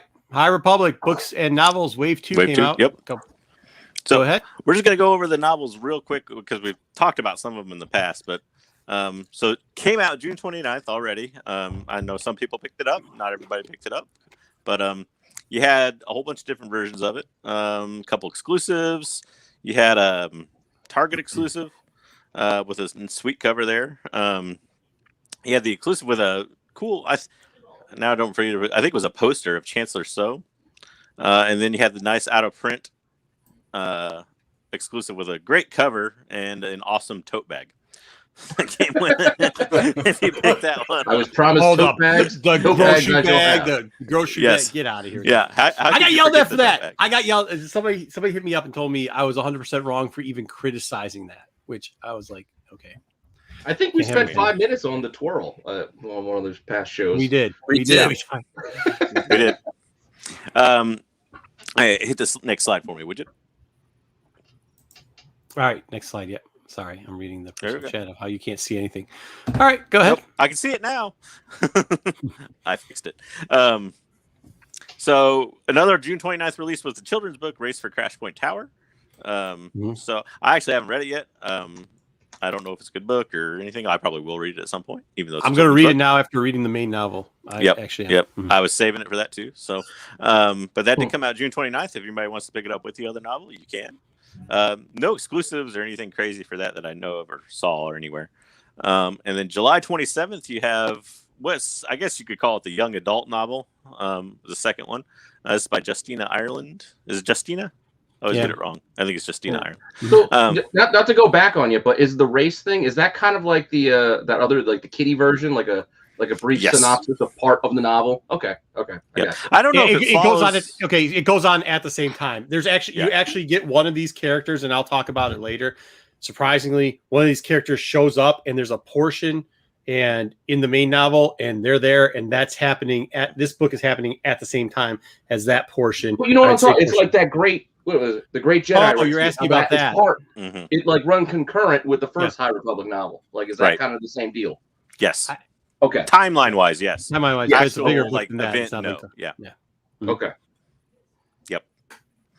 So July 27th, you have Out of the Shadows, which was going to focus as, like I said, I guess a young adult novel, if you want to call it that. Do you have a couple exclusives for that? A Walmart exclusive, which was kind of weird to have a Walmart exclusive. I didn't know they did Walmart exclusive novels. Yeah, I didn't know you could read if you shopped at Walmart. You got a nice Target exclusive again there. Oh, you're gonna get a hammer for that one. I know. Address all hate mail. This is my segment. Address all hate mail to Mark over that one. All right, so flip to the next slide for me. Moving right along. Have you guys ever been to a Walmart before, though? Seriously, I went today. Yes. I went to one. I don't know what goes on in that place. Go ahead. My Harry Potter logo for my son. Well, according to Marco, Walmart shoppers are in luck because this next one's an audiobook. You don't have to read it. So I don't think they can listen to it either. Tempest Runner. I don't know what goes on. I went to a Walmart. It looks like somebody. It looks like people just went in there and threw everything on the ground and walked out. Like that's what Walmart looks like. I don't get it. I've seen swap meets that look better than that. If you want to see empty pegs at a store, just go to the toy section of a Walmart. Yes. Yeah. So you came to Walmart like 4 blocks from my house and you didn't come visit? Thanks, Mark. No, see, it's every awesome. Walmart. It is every thanks. Walmart's like No, that. that's cool. I get it. Joe, we're gonna cover Visions next week. Yes. So Tempest Runner, I should say, is an audio. It is an original audiobook. I think it's only on. No, I'm sorry. This one's actually being released broadly, so you can buy it at like a Barnes and Noble on CD, and it's also going to be, of course, on Audible and all the places They'll where eventually audiobooks are turn it in. released. They did the same thing with was it High, Dooku? Dooku Lost. Yeah, high likelihood, even though it's an original audiobook, you'll probably see it released like a year or so later. Oh yeah, as a book regularly. They'll adapt it. Like that. What was that Wolverine thing? They did that for Wolverine too. They did audio, and then there's like, it was a long night or something like that. Yeah. We can't read over at Myers either, dude. I do hope I couldn't find out, but Dooku Lost, which was the last one, was a full cast. So I hope this one's a full cast. I don't know, but full cast audiobooks are fun. They're kind of like a play or movie production. Yeah. Cool. So and then October 12th, this news of this just dropped this week, and we'll probably cover Visions a little bit more, maybe some other time. But Ronin, which is a novel tied into one of the episodes of Visions called The Duel, and seems like a pretty cool concept for a novel. Yeah, it looks awesome. Yeah. So, and then they're just copying the Teenage Mutant Ninja Turtles. Nah, more Samurai Jack. Yeah. your boy. Marco's favorite artist, Samurai Jack. Little Gindi. Next slide for me. Okay, so this year, Secrets of the Sith is a reference. This looks cool. Yeah. It looks like it's got some great art too. I only saw a few pages preview of it, but good art. So for those not aware, reference book pretty much kind of tells you the history of things. It's almost a little bit like reading a textbook, but less dry. It's not like a flowing story like a novel. But in Star Wars reference books, there's a lot of key facts. So if you want to know, introduced some stuff in reference books. And they explain a lot of things. Yeah. Mm-hmm. They really do. Like there was that whole Revan link to Rise of the Skywalker and the Knights of the Ren thing that came out in a reference book. So there's a lot of stuff they put in there that's pretty fun. So it's a good pickup to read as a coffee table book. To pick up and read a few pages every so often. That comes out October 5th, and then we'll go to our recommended reading page, which is our last one. And recommended reading page. Yep. Yeah. Next slide. So. As we kind of mentioned last week, there was a virtual conference kind of with all the High Republic authors, one of which is Kevin Scott. And they kind of, during that conference, talked a little bit about how a lot of the High Republic stuff, they tie in together with each other. This book is Dooku Jedi Lost, which, again, was an audiobook original, but it's also now released in print. Kevin Scott told me it'd never be a written book, by the way. Yeah. I think Del Rey paid him enough money; he doesn't mind it. But so going from there, but it's tied into so much stuff with the High Republic so far, and it seems like it's becoming more and more. We went over the Lost 20 last week. I was gonna say like the Lost 20 and stuff like that, right?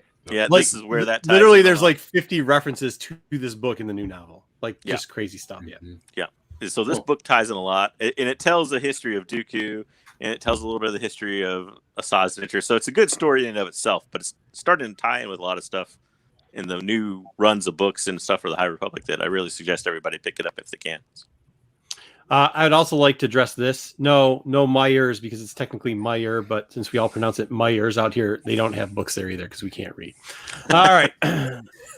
So Calvin Scott at Celebration had told me that this book was never going to be, it's all only going to be, on the audio. No, never. I go, but when's it coming out? Because I don't listen to it. I read. And he's like, yeah, but no, this is the thing. And then 6 months later, I had to wait for it. But we got it. It's a good audiobook production, though, just so everybody knows. It is. But I'm not trying to spend that money, dude. Now, you don't have to. It takes so long to listen to 15 hours. Free Audible. No, actually, it's a free Audible thing. Just sign up for your free Audible and then listen then. That's a great thing. It's a pretty quick listen, really, and Is it? I thought you guys are saying it's like 14 or 15 hours. Some of the novels, but I think for like Rising Storm was really long, but that's probably about eight or so hours, maybe 9, maybe. And I'm just gonna say this: Kevin Scott is awesome. Mike and I got to talk to him doing 3 Comic Monty. He is fantastic. He really is an awesome dude. He's really cool. Oh yeah, no, I'm not saying I'm awesome. He pretty much told me that I was an idiot for even wanting to read it and just go buy the audiobook and leave him alone. Pretty much. Yeah, it's completely out of his. But he wasn't wrong. You are an idiot. Yeah, no. Yeah. I get that. No, I get that. He was just like, I was like, yeah, but for real, let's just make it into a paperback so that we can read it. And he's like, well, no, that's not the new objective. The new objective is to see how audiobooks work. I go, that's great, but when you're done fooling around with that, like, can we please? When's that release going to be? And he pretty much was saying, like, they're not. He's at the Del Rey, like this. There's a Del Rey booth. He's at the Del Rey booth, and they bring the artist down to talk to the fans and try to pump whatever book they're doing.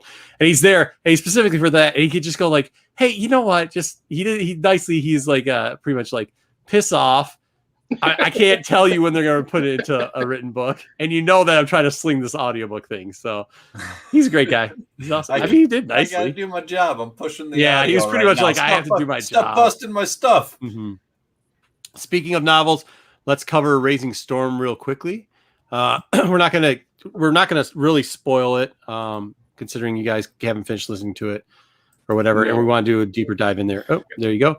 But I'll go over some of it real quickly. I actually, out of these 3 covers, the out of print one, because it's actually like a scene in the book, which is kind of cool.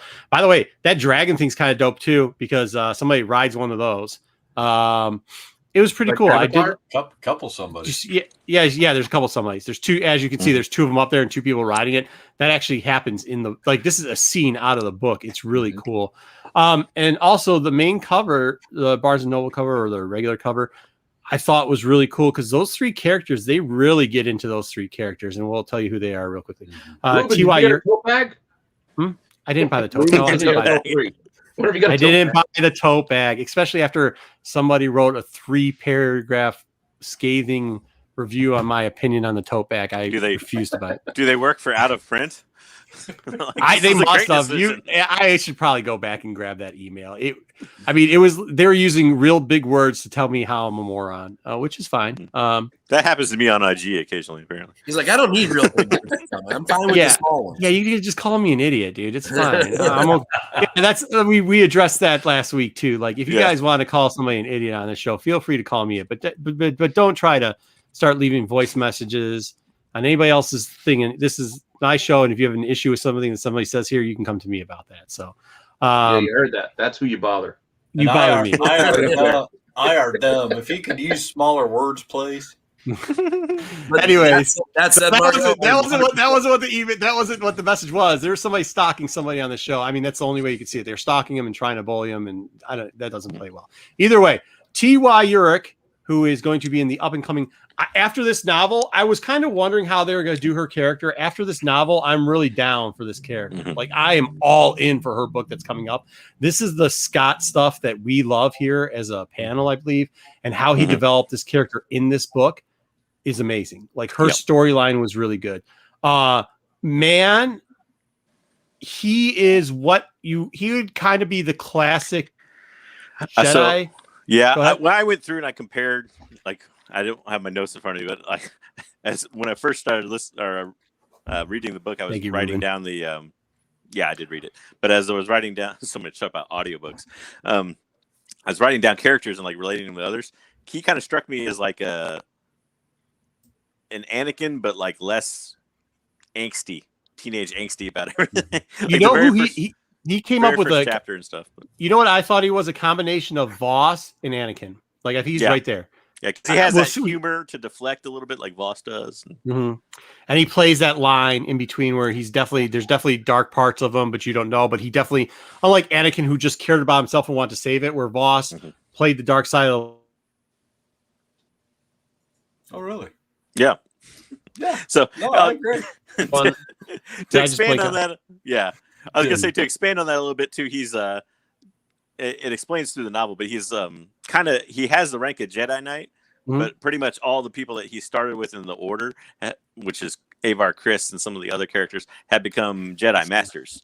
Yeah. So he's kind of like he's left on that that totem pole kind of at the bottom, and he seems like he constantly feels pressured by that. So. Does he? I don't think he wants to be in the master portion of it. Well, it seems like he did, and then it seems like he doesn't.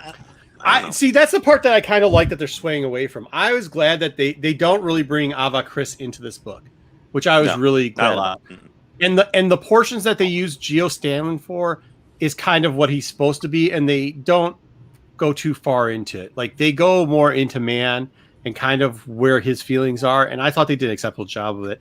And Bell, I thought they did a great job with him too, like developing his character, and he actually has big parts across it. I would say that this is broken down into 4 distinctly different areas when you're reading this book, and Bell kind of links all the characters. Bell and Man pretty much link all the characters together. And I thought they did a great job in that. I thought he was dead in the first 20 pages, and he's not, obviously. Up next, sorry, I'm in this other part. Thank you, VK. Hit that thumbs up button. We appreciate it. They also so the Tempest they brought back. If you remember, they killed the Tempest last time, one that looked like Hondo weekend. So they brought back a new one. They put in this Z-tier character, who this is just kind of what he looks like. He ends up getting like a mech outfit, which is kind of cool. They brought Pan back, and then of course they got D, and she, as usual, is BA. Like at one, like she goes toe to toe with a couple Jedis, and they don't make the fighting unrealistic. They make it realistic enough, which was kind of cool. I like the fact that they've done it where it's like, if you think about it, in this book, they kind of explain that the Jedi are kind of lazy, right? Like right at the get-go, they talk about how they used to always have lightsaber battles, and now they just do like this ceremonial, like, oh, hey, tink, tink, let's touch our tips together and have a good time. Question for anybody who listened to the audiobook: did they have any like death metal or any music like portions in the back when they were in the Nihil? No, they didn't play any of the death metal from Nihil like they did in the other books. But That's awesome. they in some of the ceremony scenes and stuff, there was some like classical, like ceremonial type of stuff, and there is a little bit of music for what are like the action scenes? Like did they play up like the Star Wars musics for the action stuff? Yes, they did have some. Of that in They there typically do a pretty good job with the music in the audio. So. The only three things I'll say about these characters, and I'd like to hear Slow's opinion on it, is like they really did a lot with D. Pan just seems like a rehash now. They seem like they've taken that character and made him a rehash of the Storm Chaser that they already killed, the Tempest they already killed off from the last book. Wasn't he like I don't want to say subordinate of that guy, but he was pulling for that guy rather than he does. He was, yeah, but now no, he wasn't, because they're all supposed to be equal. But now he is like literally just the re-embodiment of them. Like he's the exact re-embodiment. And the Z-tier character was a waste. They could have just they didn't do anything with them at all. I mean, that third Tempest, that was like the Horde. Like that was just like the masses, right? I mean, like out of the three, you had the more like devious, the more stealthy, and then you had everybody else. So it was I think they got a little bit more into the Nihil ranks, at least in the beginning of this book, than I remember in the last one. But like, I was like Clouds and Tempest. Like I'm writing down my notes. I'm like, where is this ranking system? I'm like, sounds like a weather report. Yeah, no, that is. They went come up with it.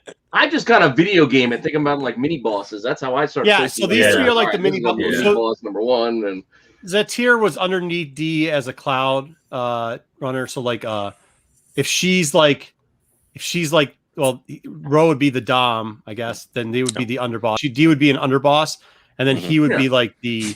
Now we're making mafia connections. Like a street level boss, right? So he got a promotion pretty much.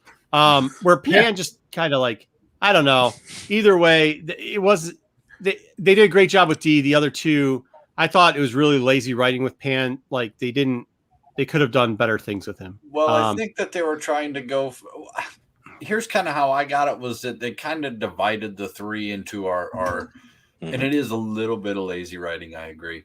A little bit of our standard stock characters, where Pan is your muscle leader, and then you have D, who's your strategic, like, very good at strategy, very good at playing the field, very good at, doing things, double crossing or planning out a something, or very strategic. And then Zatir, who's just kind of technical. I couldn't tell if they were like ready to, if they're waiting to use him and bring him up in like the next novel. It almost felt a little bit, or if they were just absolutely like, yeah, he's here. Like the I think too. Character. I mean, like I said in that video conference where they said they all kind of plan and work together. Like Dee's pretty much got her own, in the Tempest Runner, her own audiobook coming out. So yeah, she's definitely going to take over for the. Yeah, I mean, they're definitely going that route where it's not going to be. They're not going to have three anymore. It's going to be just, like I said, they already got in the comics. They've got a mini group that runs around with Ro, and then I think you're going to see a little bit other. I just was disappointed that they turned Pan into that, because Pan was supposed to be dumb muscle, and he turned into just like conniving, like sadist, kind of like the other character was before. They did start it off though, where Ro runs into, this is kind of cool, this character called Uday, who is a Tolitarian. Okay, so it's like part reptile, part bird. This is just like a image. This was from a tabletop. You say reptile and bird, I see fur. Yep. I think it's because, so this isn't actually him. No, this isn't actually him. This is an image of a character from an old game. This is his species. Yeah, his species. So technically, how it's From the Dark Crystal. For the Dark Crystal. But so they reintroduced the Well, character. was George Lucas. The good part about it is they reintroduced this character, and that species was almost completely wiped out by the Sith at one time. So it gives us there's a lot of linking up to the Sith, and actually there's a lot. We've said the Sith is coming, and I think this novel has, without say, I mean, it doesn't say, they never say Sith in here, pretty much, but. I think this novel hints that they're actually finally going to be coming, and we should be seeing it in this next week. Check out Darth Crawl, right? And 7. Which is good. Yeah, which is good. So I think that's going to come up. And he was the character I felt sorry for the most. Who died? Udi Dees, yeah. Yeah. I was pulling for him at the start. I won't say what happens, but yeah. If you got through the first 6 chapters, also brought back and went a little bit in depth in some characters and brought in some new characters too. Great Storm, who was one of the characters I was looking for good things out of. He was the one that was captured by Roe and tortured. They do bring him back, and they go really in depth with what's been happening with him and everything else that's been going on with him. Porter Ingle, the cook guy. Yeah, that was cool. I like that guy. Yeah, you're gonna like him more now. Steven Seagal's character from Under Siege. Yeah, right. Yeah, no, so like Buckets of Blood shows up and everything else, but he shows up and he's got actually they do about 3 chapters, probably in total 20 pages on him that really give him some character development. So it's really cool. There's also this character called Orba Lynn, which I don't know what you guys think. I want to know what you thought about it. I know Seth MacFarlane from Hellboy 2? No, yeah. So he's this one species. He's the only one that's ever been a Jedi before, and he's pretty much like this blob, like Goop. He's like Goop, right? Is that right? Is that how do we explain that? Yeah. Yep. That's right. Yeah, he's in a containment suit. Yeah, I'm just a cook, Joe's. Yeah, but I mean Porter. He's also known because of the Battle of Blood or whatever it was. Whatever he was, that Porter character is something else. And in this book, they show off some of his finer skills, and he's very well respected. But Orba Lynn is like this one. It was kind of cool. I like what they did with the character. He's a historian, and you think he's like, oh well, he's just this blob historian thing, but he actually can fight. And I'm trying not to give it away, but.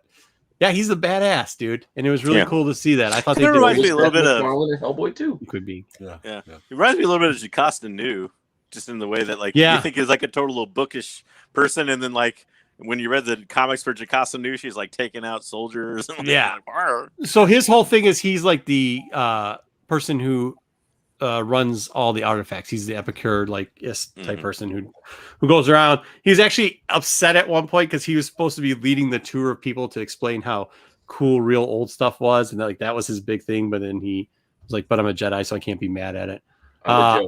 Yeah, Porter does need a spin-off, dude. I think he does. Yeah, I think he does. I think some of these characters actually Under Siege 3. Also, so the Chancellor Soul, they did a good I say so. I don't know. So, they did a good job explaining her pets. Like they had a lot of play in here and her. I thought they did an excellent job with it. I will say this because you're going to end up getting it. They do the one thing that I'm disappointed with this book.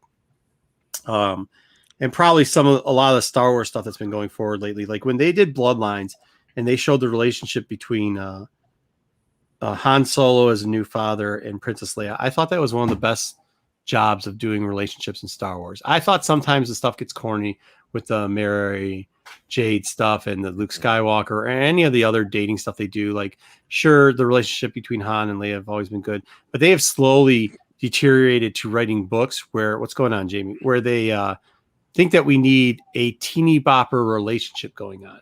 In Twilight? This book, yes. Is that it, Twilight? Cool. Yeah. In this relationship, it turns like out a 100-year-old man starts to date a 16-year-old girl. Yeah, cool. Well, in this one, it's the mayor's son and the chancellor's son.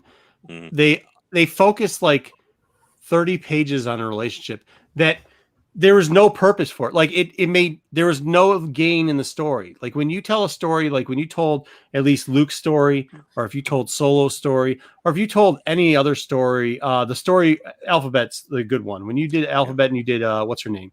You're a Quill in Alphabet and her relationship story with her partner. Dr. Afra's another one. That's fine. But this one, why are we doing teeny boppy? Ooh, you're so cute. Ooh, you're so cute. Let's go run away. Like there was no point. You wasted 30 pages that I had to read with that crap. So I think it brought it down. Yeah, but really, is it for this one? Like they have YA stuff. I mean, this is not it's not necessarily the young adult focus. Oh, I will say this for writing it, Kevin Scott, who always does a pretty good job with horror type stuff. Not like Freddy Krueger type horror, but like body horror and that type of stuff. But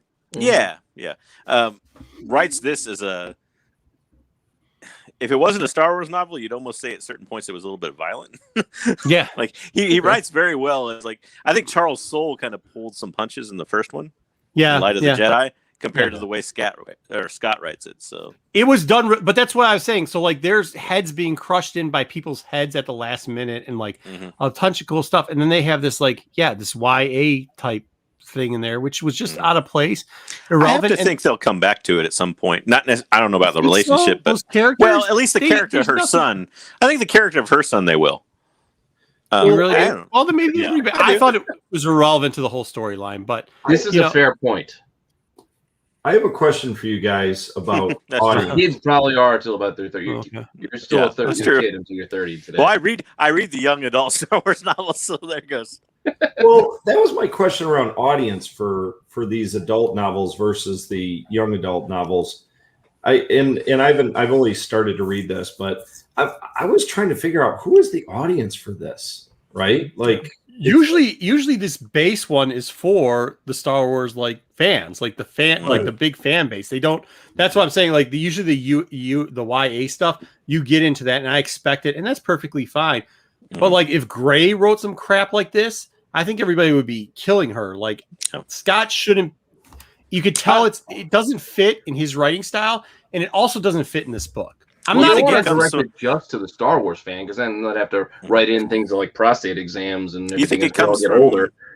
Do you think it comes from his background as a comic writer more than a novelist, and he has to kind of fill in those 26 pages at a time versus it's like subplot. Let's throw this in to kind of but that's it. It was empty subplot. There was no subplot in it. It didn't make when you have the man relationship that actually happens, which was very short.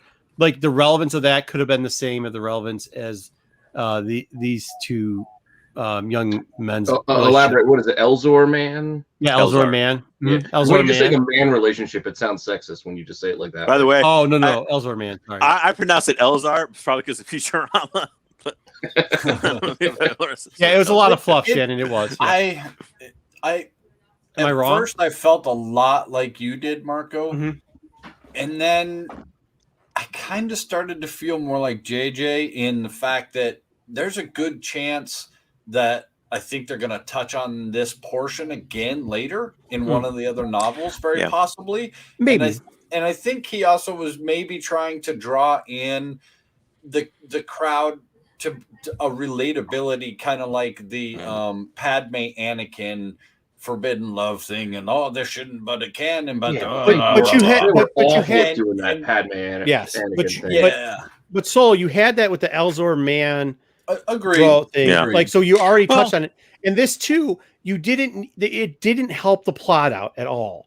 No, it really that's did. The problem was they were sprinkling in there, and it didn't because then I was like, okay, cool, this character might be important, and then through the book when I was reading, I was like, okay, well, the importance of this character is finally going to show up, and there was zero importance to her son, zero. But that's why I was. But I think it will be. That's why I was feeling like maybe in the next novel that might come up. Okay. Well, and don't forget too, like I said, the 5 creators for the High Republic are kind of all intertwined, and they all do different stuff. Kevin Scott's got other comics coming out going forward, and he's going to write other stuff. And you got people switching between young adult and kids novels, like Ireland does and stuff. Yeah. So. Yeah, some of the other writers might have been like, "Hey, you got to play up this romance for me." Introduce it. It might be a seed for the young adult novel. They should never have him. In my opinion, and I really, really enjoy this novel. They should never have him do young love again because he doesn't do it well. About as well as George Lucas and not his forte. Sand, not good at all. Not really good. Yeah, it was not good. But yeah, besides that, I did actually like what they did with the Chancellor, even introducing it that she has a son, and then I don't want to give away what happens with her, but there's some cool stuff, man. Yeah. This is what I'm going to hit up too. Ram Jam, whatever. Jamaram. So this is why I'm going to read. I'm actually like really excited to pick up the second novel because of this character. He was in there very little, and he's kind of he's in jail at one point. I thought this was a girl. Oh, is it a girl? I don't know. I'm looking at the picture. It looks like it looks like a girl on the cover of the kids book. I don't want to give away why I think it's a boy because I think the person that's shaved eyebrows, the fuller lip. I don't know. I think the person that's in jail with this character Ram refers to him as a male. You're right. Refers to Ram as a male. Yes. And the back and forth with that and the mistaking a Jedi, and it makes sense because of what is behind this, and it's kind of a new type of Jedi because this is a very mechanical Jedi that doesn't technically, the lightsaber is like a tool, but not a tool he uses much. You know what I mean? It's a very interesting concept, and I enjoy this character, and I'm trying not to give away why I enjoy it, but this character's only in like 10 pages, and it's 10 pages of done properly. It's because you're a huge fan of Forge. Is this like Jedi Forge? No, yeah, 100%. Yeah. No, he's right. Yeah, Forge. Oh, yeah, he knows. Yeah, he knows what I like. So, yeah. So, I mean, I'm actually looking forward to it because of this. I don't know what Solo's opinion was on that scene. Try not to give away who else was in the jail, but yeah, it's kind of hard. I liked it. I thought it was interesting. I thought it had good content. And again, I have to listen to this novel a second time because Kevin Scott, I love his writing. He writes more detail than most any other writer that you'll ever read. He has, where a normal writer will put in one or two descriptive words when they're describing someone or describing the scene or setting up the thing. He will put in 10 to 15 to really paint that picture for you. And so it really details what's going on. And there is so much going on throughout this book.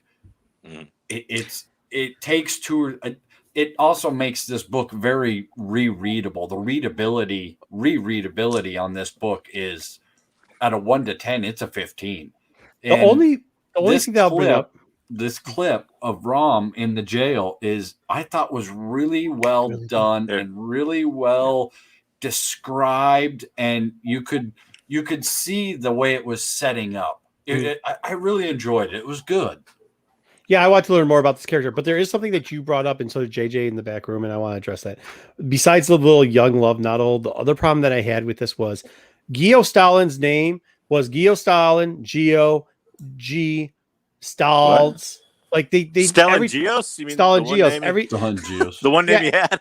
Every time, that's what I'm saying. Like, you never know what his name was because he called him like 7 different things, and the same thing with every other character. Yep. Sometimes it was man, sometimes it was L. Mm-hmm. I mean, it's tough. It's easier to read, I guess, but I could understand how that's confusing when they're calling all these characters. There are a lot of characters in this book, and a lot of characters' point of views.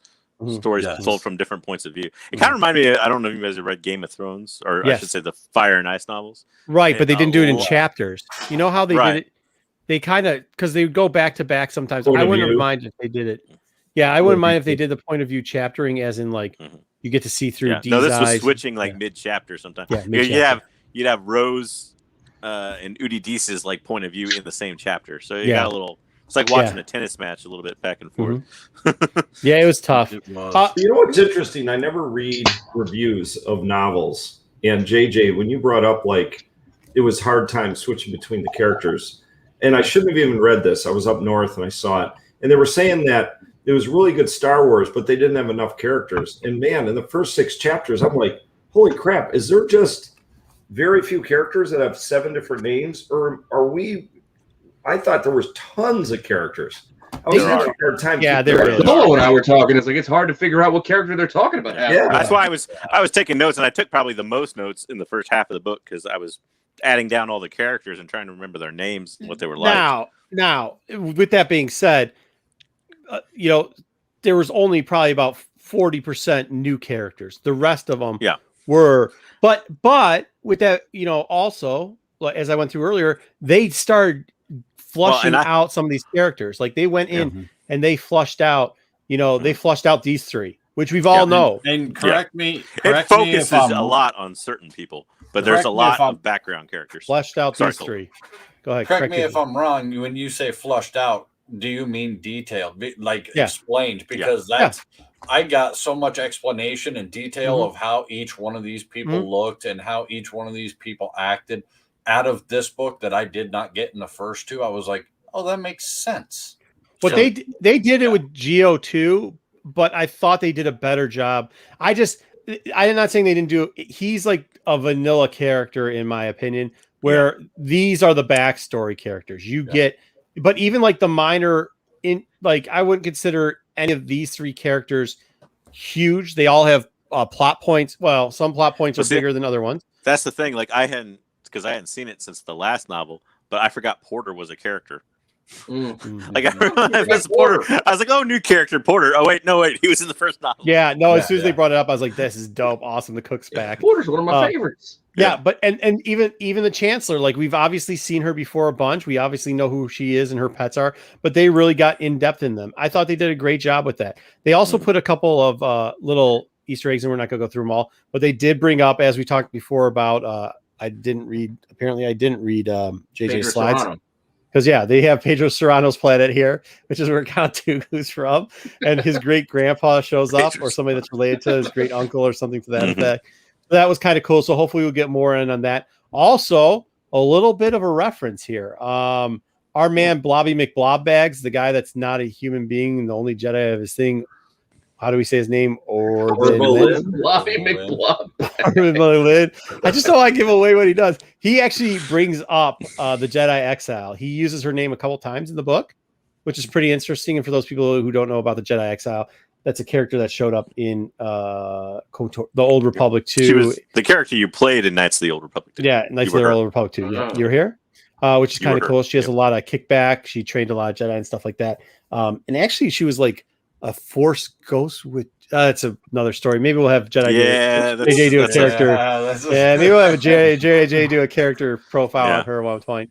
But it's kind of cool because it's giving a little bit of a when we're talking about Dooku having his to come up. It's same thing with the Jedi Exile. It was kind of cool to see that they're actually using these old references and giving us a little bit of something, which is nice, man. Real quick, just curious, who was everyone's favorite character in this novel? That Reddit. That Reddit. You don't have to give it to me if you didn't read it. I haven't listened to it yet. So go ahead, Solo. Go ahead. You guys know who I'm gonna pick, and because I always break the rules, and this is not really truly a character, but Bell's Hound, man. That that's good pick. I like his dog. I like Ty. I say Ty. Yeah, there's a lot of really good characters. Ty York. I think Ty York's gonna be the one they flesh out the most, and I think I'm really gonna enjoy. I'm really excited about that. You know what? The combination, I would have to say, of stories that I'm looking forward to the future, would be with Ty and Man. Like those two characters, I think. Whatever, and Bell too. I mean, I like all three of them. That's why I showed it. But I think like Bell. Yeah, I really like Bell. But what they're going to do with Ty in her solo series, and then what they're doing with the Man character, where it is going to turn into almost Boschish, if they go that route, is really good. Okay. And Bell's a great character. The one, I guess, who I thought was probably you told me Porter. You told me we get some more Porter. I know. I like Porter. Yeah, Porter's great, but I mean, you're only getting, you're getting. I know. It's a side character. That's fine. It's a side character. I would think out of the main characters, the one that it's not that I didn't like it, but I was like, yep, was Geo. Stall. I say Geos. I don't really know. Yeah, that's how they pronounced it in the book. Because at first I was like, did they mean Geode? Because we did not get Geode in this book. No. That's another point. I'm probably going to get bashed for saying this, but I kind of liked Into the Dark, the young reader version or young adult version, better than I liked Light of the Jedi as a whole book. I agree, but I like this better. Well, we haven't read Out of the Shadow yet, so I'm kind of curious whether or not I'll like the young version of this one better than. Oh, I don't think so. This was good. This is top notch. Like if you get up there, This is right up with into the darkness. So, and like I said, the rereadability on this book is, I mean, tenfold. This is you could, for me, I might go back anyway, and listen to the audio version. Re-listenability. I can re-listen to this or reread this book Solo easily 3 or 4 times and no and problem. I'm not saying, but by the way, I'm not saying that Geo's character's bad. I'm just saying he is what you expect him to be. Like, yeah, you know what I mean? We're like, He reminds me of Qui-Gon in a way, kind of like a rule breaker or dislikes certain things the Jedi do, but at the same time, very like straight, like yeah, I don't know, not a lot of flair to him. Yeah, he's kind of boring. Yeah, I don't know, but Anyway. I mean, he is what he was. But altogether it was good. But yeah, I do. That Ty character's got a ton of. The one thing I'll say is there's a lot of characters here who have a ton of potential. They didn't ruin any character, which is what you want to see. You want to see him. Yeah. Well, You thought in they the ruined audio, they do ruin one character, even though the character's Ruined. really good in the book. yeah. But Ty's, mom person, man, what's her name? Oh, Man, the lady. Yeah, the lady she in the who created the book, nullifier. she sounds exactly like The Dr. ultimate Evil. nullifier? They do. She sounds like Dr. Evil from Austin Powers, and and I get it. They were going for like that. Well, that nasally, like high Empress, kind of like ew, it was Mark Thompson, right? But it's and it sounds just like Dr. Evil. And He intentionally does like a different voice for. He does it in the Thrawn version too, but like you'll hear all of a sudden like a character just have like a Lucky Charms Irish accent out of nowhere. And you're like, why does this guy sound like a Lucky Charms? It was just Magically weird. delicious. Yeah. It was just kind of weird because that's all you can picture is Dr. Evil while this woman is describing all these wonderful evil things she's doing or whatever. And Can we talk about that in just general, the nullifier? What your guys' opinion of the nullifier is in general? You mean the leveler? No, not. Hey, don't give away the book. No, the nullifier. The I don't know what you guys are talking about. The one that the one lady created, the invention the lady created that stops all power. Oh, yeah, ma'am, Dr. Evil. Yeah, Ma'am, Dr. Evil. Ma'am, I was Dr. like, Evil. okay. the shark with a laser on its head. Yeah. She lasers on its head. Yeah. So I thought it was kind of a neat invention, and I could see It's how. been done before, though. Yeah, Mhm. it really has, and I mean, I get why. But it's been, 40 years of Star Wars. You're going to run over some stuff. Well, every once in a and while. technically, this would be the first time. You mean timeline wise? Yeah. Oh, well, Yeah. Don't give me that technically timeline wise, because they write a story that happens before all the other ones. We're going They to. It's a trap. rehash something Yeah, that where's they- the rabbit hole it's here? kind of- Yeah. All right. it's kind I of did ask that flip. question. Yeah. We'll break that down next week or 2 weeks from now when everybody gets a chance to read and listen to the book, and we'll go more into it. But yeah, I mean, all in all, tempered nullifier. all in all, I thought it was a really good book. I hope you guys get to read it. I hope it sounds like the audio version was just as good. Let's finish it off here before everybody falls asleep and go into a. Oh my gosh! I almost just shut. But was it ill-tempered? As Was it Sticks an ass. tempered nullifier? All right, Bad Batch it is. And hey, by the way, before we Those start, rebels. who was it? VK, this is for you. I added a whole 5 extra slides this week.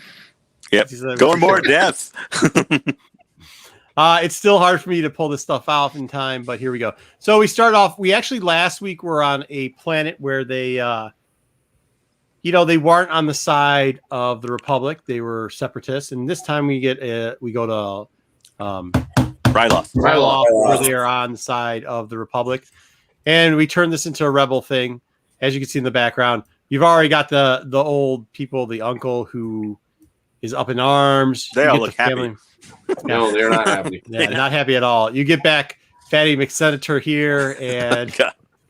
and Hera's dad looking angry but perturbed. I feel like he in an old cartoon, Taw's got to blow on his thumb and his face is gonna puff out.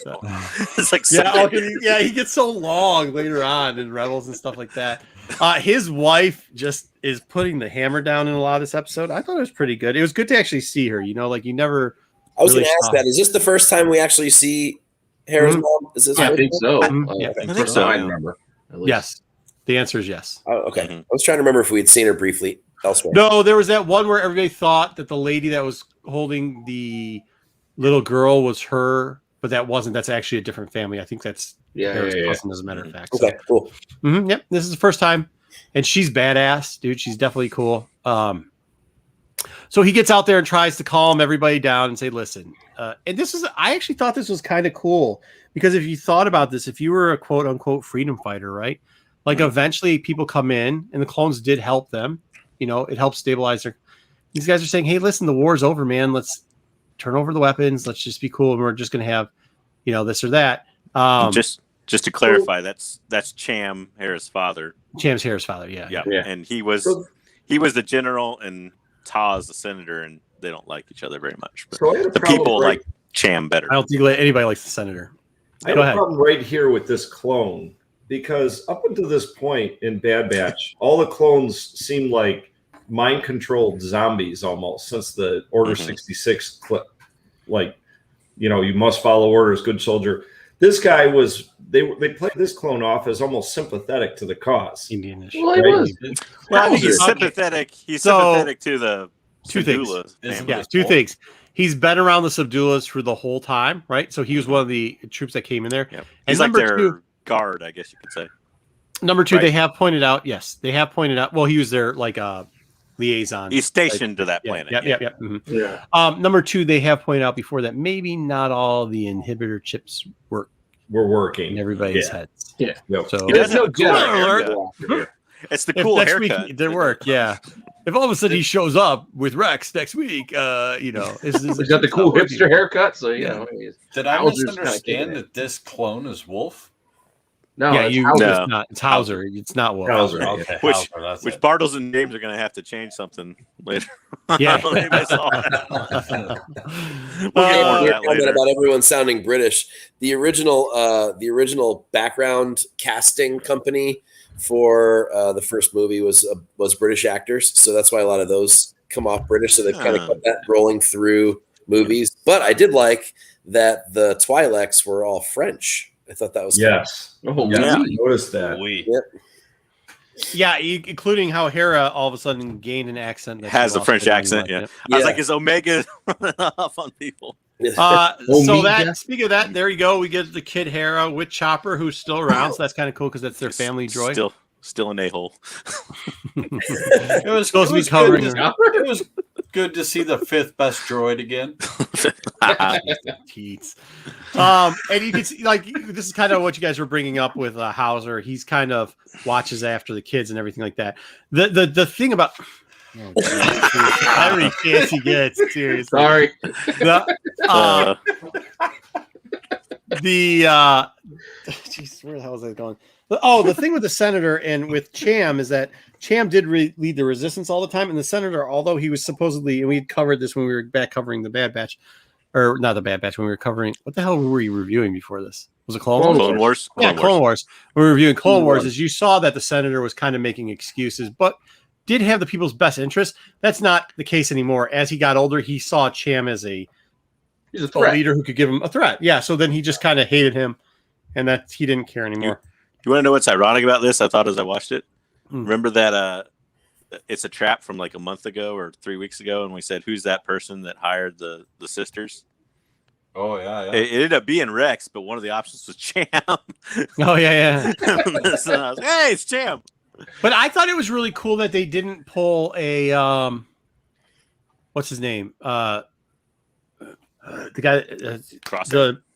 the brother that's like always mad, Shaw Guerrera.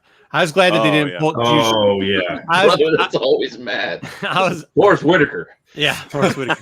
I was glad that they didn't do that with Cham, where he was always mad. That they actually kind of flushed his character out too, where it was like, Mhm. wife is like, "Hey, bud, you can trust him, but don't." Like, she's the one keeping the guns in the safe, going like, "Hey, dude, you can give him some, but let's not give them all." Where, they used the uncle as the Shaw character.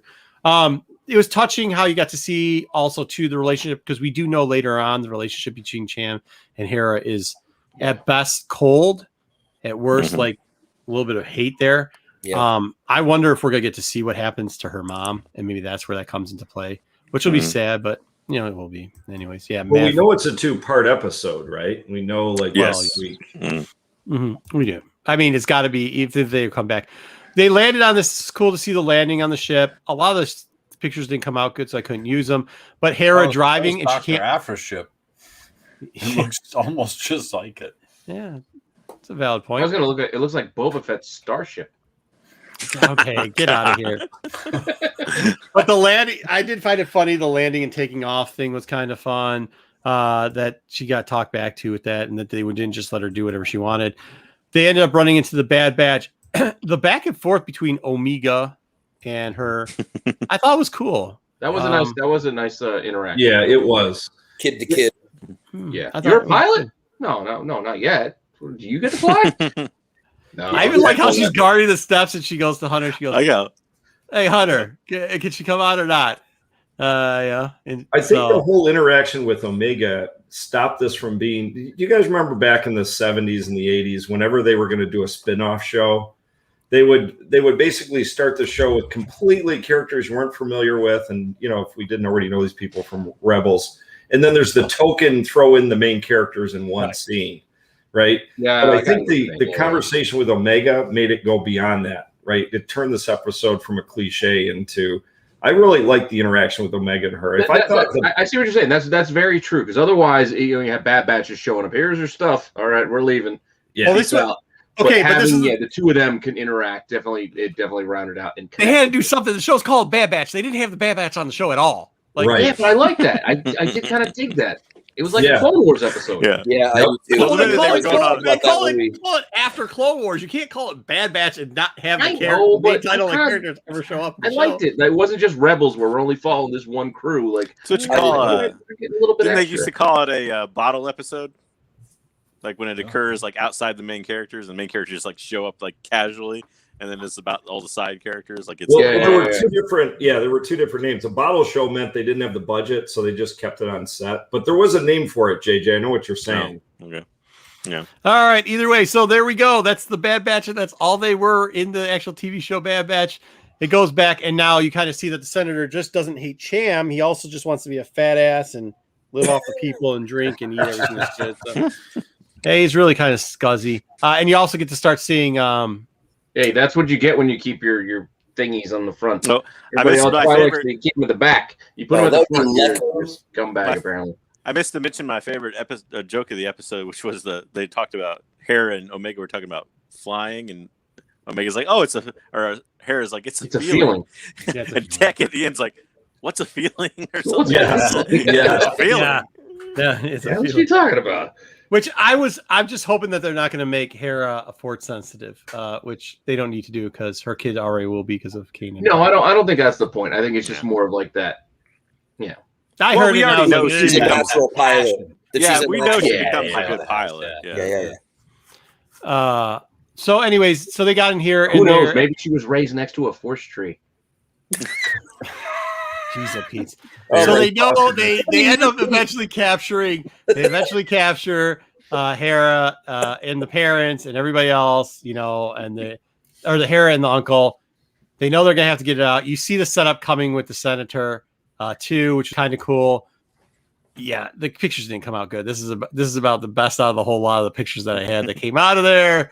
Doesn't this look like the transport at the end of like the last X-Men movie where they're just sitting in they're all locked up. They're just in come on, give me something a little more interesting. Yeah, I agree, Pete. They've done that in so many different movies and things. But you knew Crosshair was going to be there because you kind of saw him already. Yeah. And then they do the pointing, the threatening. Crosshair's got him lined up. Boom to his head. I did not expect that for him to I go. didn't either. When they see the card away, I'll tell you something in a minute that might be interesting. I thought they were gonna. I thought to the audience they were playing with this a little bit because if you watch Rebels, Cham's around later. I thought it was like Crosshair's going to take out Cham. He's not the only one that's around later. I thought it was going to be Hera's mom. Yeah. So the senator shows up later too. Like the guy they shot in the head in canon. Well, is around.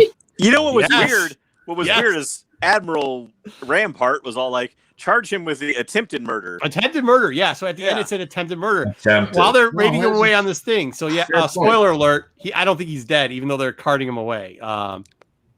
Yeah, That's a which heck is of weird. a burning hole to even say. I know. Shot him in the shoulder. Well, because I mean, that's a murder.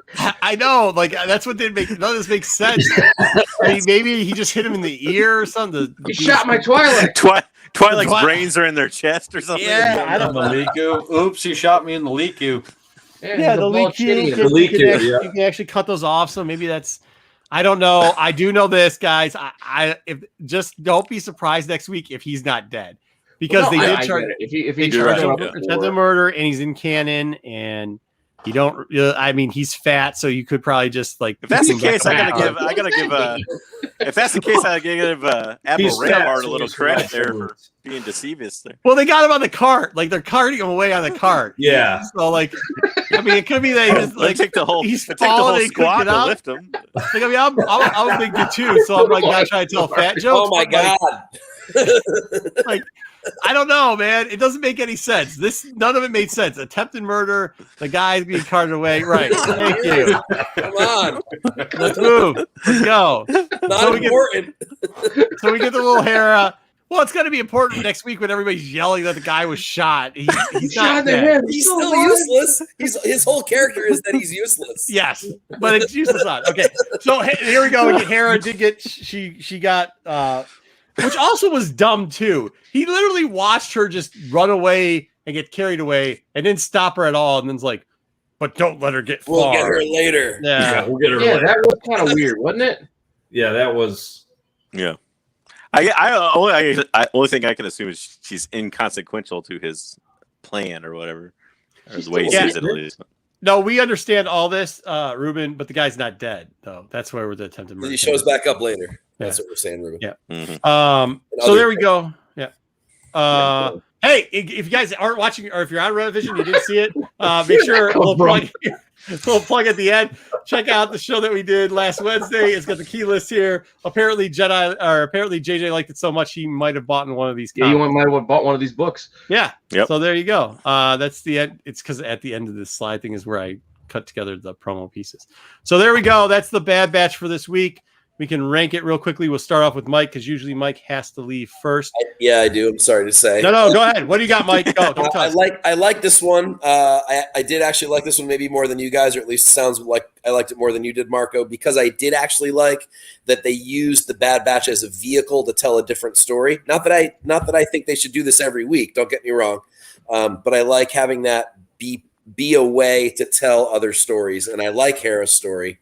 And I want there to be more of this stuff. So to me, I liked it. And I think they gave just enough Bad Batch, just enough Omega to make it a Bad Batch episode-ish and tell a different story that I want to know more about. So I'm going to give this one, I think I'm going to give this one a 4, actually.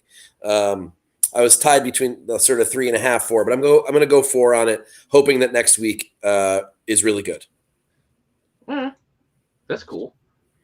I don't know where Marco ran off to, so I'll have to pick up the reins because I'm sitting in the co-pilot seat, the second seat right now. So I'm going to just follow you up and agree with you because I did like the fact that even though the Bad Batch were like a secondary, set of characters as a story, and maybe it was more of a Rebels, story where we see Hera, I kind of like that. I kind of like the just peppering this kind of stuff in. I think helps build the universe, helps us feel like we're not so laser set focused in on this group of like, well, we got to get Omega, because that stuff could get tired after a while. Yeah. Exactly. When we mix in stuff like this where you're like, hey, let's tell a story about a character people are familiar with, and we can tie things together. I think it adds a lot to world building and the whole universe we're looking at here. So I did enjoy this episode for that. So I am also on board for the 4 because I liked it, and I like Hera. Like, everybody talks about Sabine.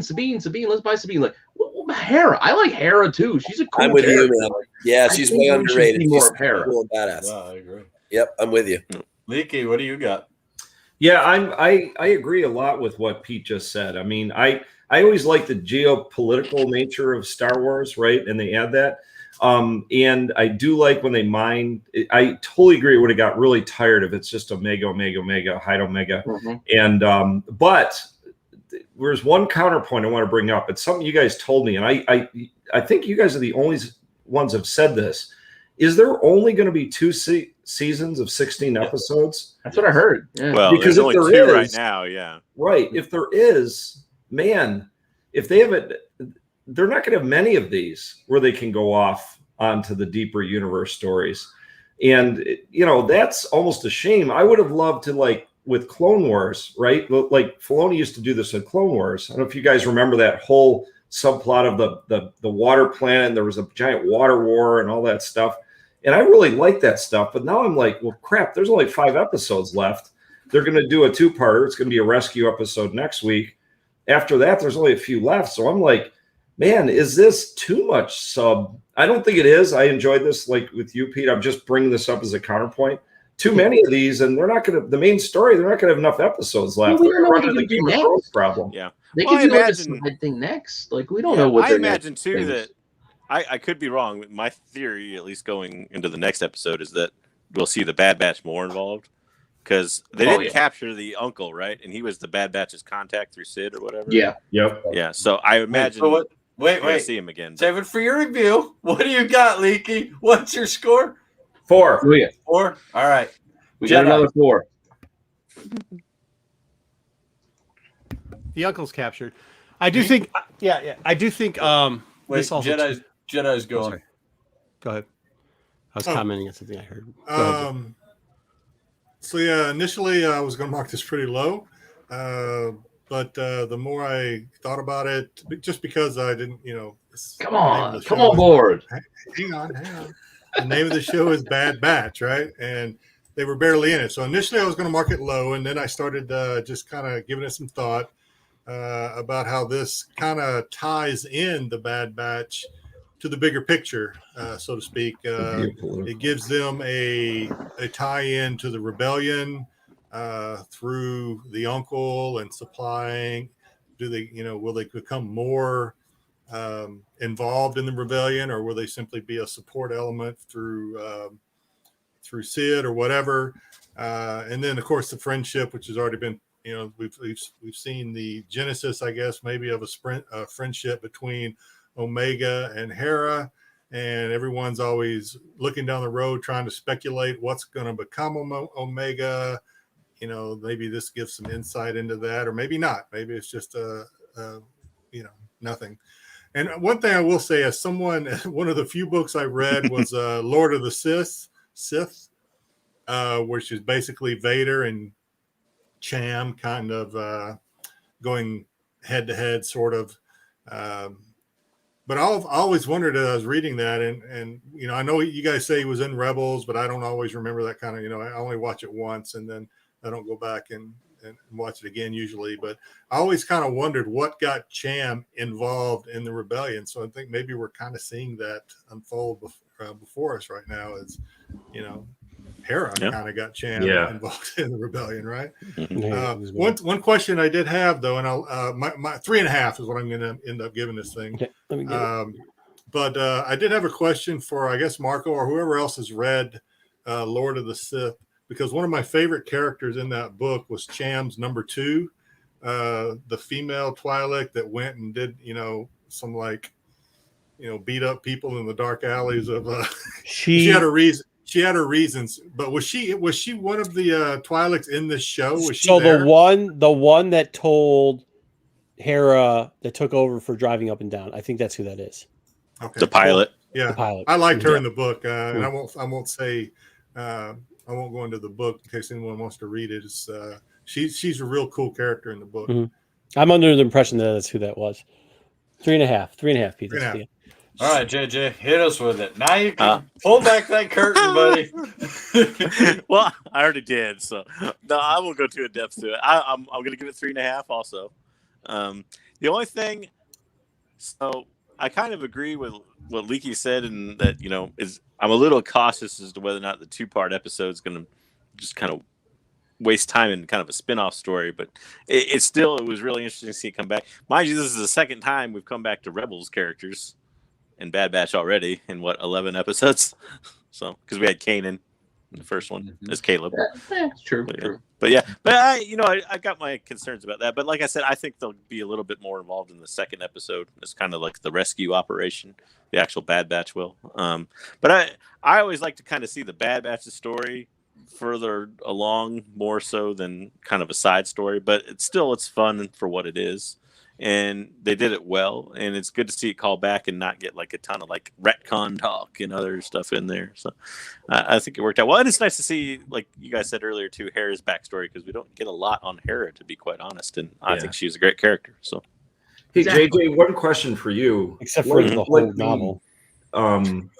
Were you like the only reason I got distracted by, hey, we're not going to get off Bad Batch storyline is because of when you guys told me there's only going to be 2 seasons and there's only going to be 30.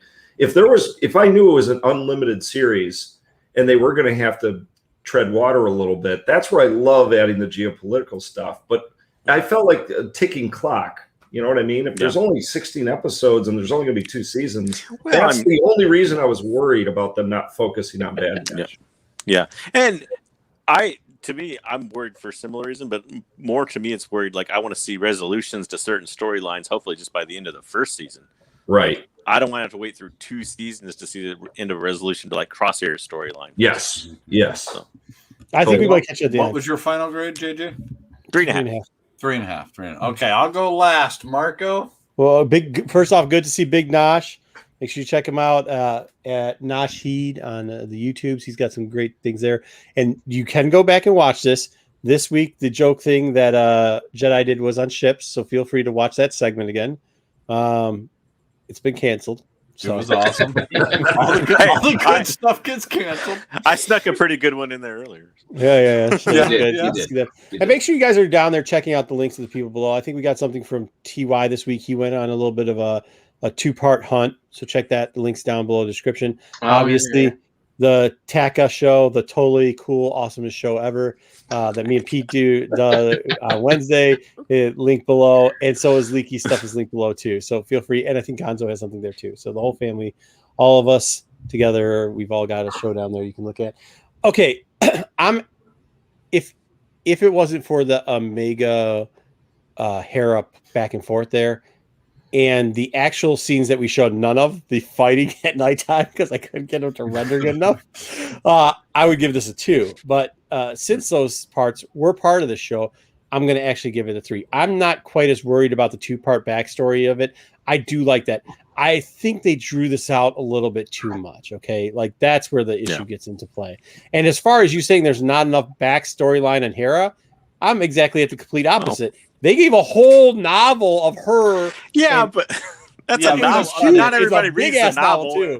A big-ass novel. Books. But that's not like a animated series or a comic. I mean, visually, that's a novel. There's no visual. You can't expect fans of a cartoon to watch. Hey, I shop at I read that Walmart, novel, all right? But still.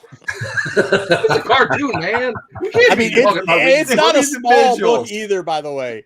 It's not. It's New Dawn's huge. So yeah, it's actually the words. Yeah, it was the first canon novel, I think, or the new canon. It wasn't canon or canon. No, first or second, but it was very early canon novel. Very early, early on. Canon novel about Kanan. Canon about Kanan. And Hera, actually, it's how they met. Like, it is literally how they met, which is kind of cool. I do hope, this is really sick, but I do hope that I see how her mom dies and why it causes a rift. And if they can do that in 2 episodes, fine. I actually like that they got away from the bounty hunting thing too. They're still kind of doing the background, but we don't have to see Sid everything. It's not turning into like, let's cash in our chip. Let's see how much we owe you. This is a good way of doing it. And Are a we good sure way. this is 2? And not 3? Because remember, Ryloth in Clone Wars wasn't it 3? Yeah. I thought it was 2, but it could be 3. I hope it's 2. That's why. One thing I had a question on. I don't know if anybody else knows this. So they're supposed to be out from under Sid, but on that supply run, they said they were doing it for Sid. No, yeah, but they're out from under Sid, but they're still working to make money. They're still working to make money. Yeah. So, okay. But now they get to choose. They were choosing to help out the rebellion. You could hear it kind of like. So they choose to fly all that way just to try, to make poor Wrecker carry all the weapons. I don't know if anybody knows that. Yeah, like, but nobody else helped. But as you can see, they were kind of doing it like, okay, we're going to help the rebels. Like That's kind of what I caught out of it. Was they're now going to choose their jobs, so we're not going to see anymore. Plus, they might have known Rampart was there, and they're like, stick it, crawling in. Oh yeah. All right, so you gave it, what was it, Marco? A 5.5? I didn't even get to halfay through what I was going to say, but sorry. Once again, I think if it's 2, I'm okay with it. If it turns into 3, I'm going to have an issue. But I'm giving it three helmets because I think that's probably where it was. Like it's good. There's a little bit of like it doesn't advance any of the storyline at all. We do get a little bit of callback. I thought the accent did throw me off with Hera. You just don't need to do it. Like just don't do it. It was weird. What, you don't think it was weird, Pete? It was weird. No, I'm saying, well, she's a kid. It was weird, dude. So just have a and then like. But yeah, people question it. Why does she have an accent? She grew up on this planet. Everybody else talks like that. I thought for sure. Yeah. I thought for sure. Everybody else is Cajun man. Points. Why is she talking about Cajun man? We have to make it so realistic because it's a cartoon about that. Everything else has got to be on point. Like Omega's got some weird accent that's not like everybody else's. Not every other clone talks like her, but she talks different, even though they're from the same planet and they're from the same. That's her bad bat defect. Is the weird. She was hanging out with the long necks or whatever they're called. Hey, Marco, that's not their accent. Would you want the same voice actress? Would you want the same voice actress doing it that did it in Rebels? Because people got very upset. They did. Well, people got upset when Freddie Prinze did it. That's true. That's because Freddie Prinze got drunk one time and thought he was a Star Wars fan and tried to lecture people on what Star Wars fans were. He's not a Star Wars idea. Being drunk and Star Wars fan, he's a 40-year-old man trying to talk like a 12-year-old. That's the thing. Like I don't have a problem with it being different. I don't have a problem with it being different, but why French accent? Yeah. No, I think the different. I think hidden in the Freddie Prinze Jr. thing, and we can get to some other time, is when you get drunk and you go on a podcast with your friends, you can expect hate mail. But if you tell people that they're wrong, I don't get hate mail, and they don't know anything, expect hate mail. And when they send you the hate mail, just wallow in it. I don't get That's the hate fine. mail. Real quick before we unleash Solo on this, real quick, I gotta ask why Marco didn't deduct points for the speeder bike jousting, like we saw in Clone Wars. Dude, you're ruining my stick, man. That's once again. I said, killing me, Holmes. I had him all night for this. Did you hear choreographed that ahead of time? Did you hear how I had it down to a 2 because of that? Like that was some of the you crap. You didn't say because of that. Well, I said the other crap. That was self-explanatory. That was the crap. The crap. Yeah, it was. Sorry, right. Solo. Sorry. That jousting stuff is good. So I'm gonna blow y'all away. Let me finish before y'all grumble and groan and jump on my bandwagon here. Not going to jump on this. I am going to give it a 4.5. Wow! Dang. We can't let him review anything anymore, dude. All right. This is just now hear me out. There was a lot of fault, like the accent stuff, that did kind of ruffle my feathers a little bit, and I was like, well, that's kind of dumb, and I wish they hadn't done that. But I really liked the way that they played out a lot of little Easter egg things that I don't think we saw or noticed that they were Easter eggs yet. And I mean, let's face it, this is Rebels Clone Batch. That's what I'm going to title this one, as Rebels Clone Batch. Greatest episode of Rebels Clone Batch ever. I think that later down the road, possibly into the next season, this episode is going to have more meaning than what we see right now.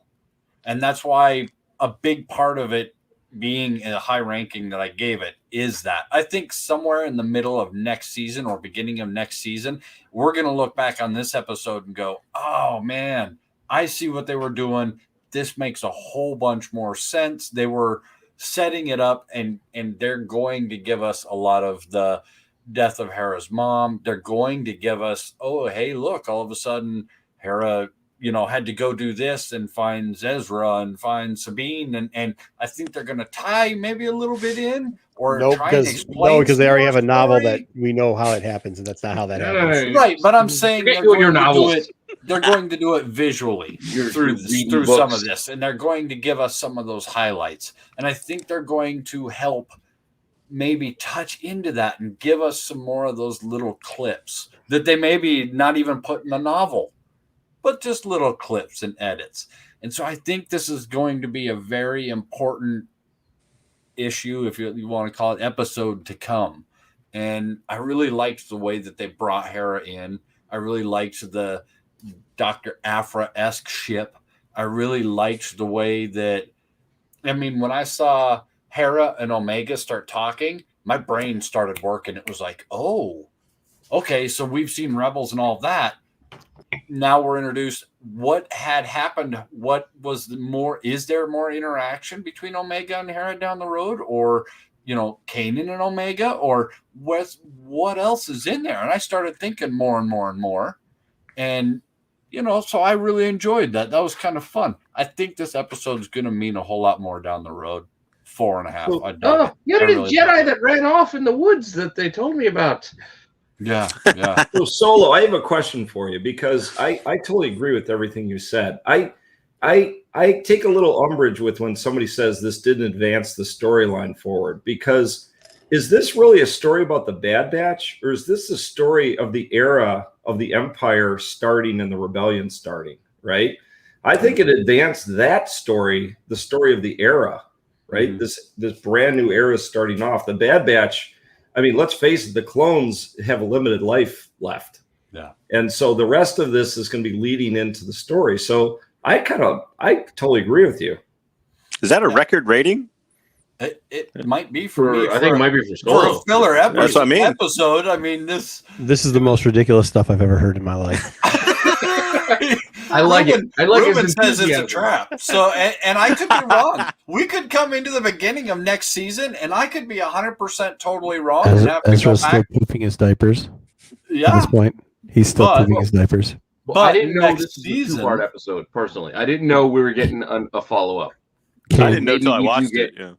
Hopefully, I'm kind of hoping we don't get Hera's mom getting off in the next episode, because then it kind of speeds through things. It might be too quick, right? No. Right. Otherwise, I was with Solo on the idea of it's laying groundwork for stuff we'll see later. Yeah. So next season, maybe we see Hera's mom. on this planet still hasn't been occupied by the Empire. We know this is all true. We already know where all these things that have happened. I don't know where these are going. I didn't read that book because I don't read them reading books. I haven't read that novel yet. I do read the books, but I have not read that novel yet. Put too many words, no pictures. I can't. No. I mean, some of that we actually know from Rebels. Like, we know some of this from Rebels. And some of it's from the book. Like, Ezra's literally in diapers at this point. Sure. I get what you're saying. No, we don't need to see Ezra. We don't need to see Ezra. But once again, this is supposed to be based on this episode, not the hope of what it could be further down the line. And as far as this episode, I like where the episode went, but the episode wasn't about the Bad Batch. That's how Solo ranked it. He ranked that real trap thing thrown in there. Don't forget about Ezra's parents. Oh, I have no doubt. Well, we might be able to see. Yeah, no, if they're going around, I like what Leaky said. This is the one part I do like about it. I do think that this Bad Batch is not really about the Bad Batch. I think it's about the Empire coming in and showing from a different point of view, because that's how we've always talked about them using for it. I like that they brought in a little bit of the Hera story, which will be cool. Yeah. I also don't want this to turn into Rebels 6.0. Like, I'd rather just have us have a pre-Rebel show and a post-Rebel show, to be honest with you. I think this is the opposite of the Rebels, whatever 6 point, whatever you're saying, because the Rebels, when you watch Rebels, it's all about Rebels. Like, we don't get episodes where it isn't about Hera, Kanan, Ezra, or Sabine. Like, we don't get episodes about like anybody else in the universe. Clone Wars did that, where we can get side episodes. Like, you know what? We're gonna see what Mace Windu's up to this week, or hey, you know what? We're gonna look at what Obi-Wan and what they're doing.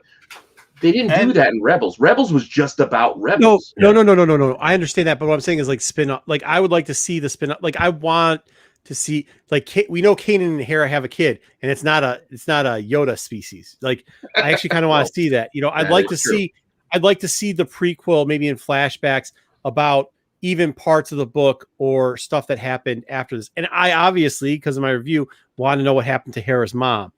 But what I don't want them to do is start rewriting history.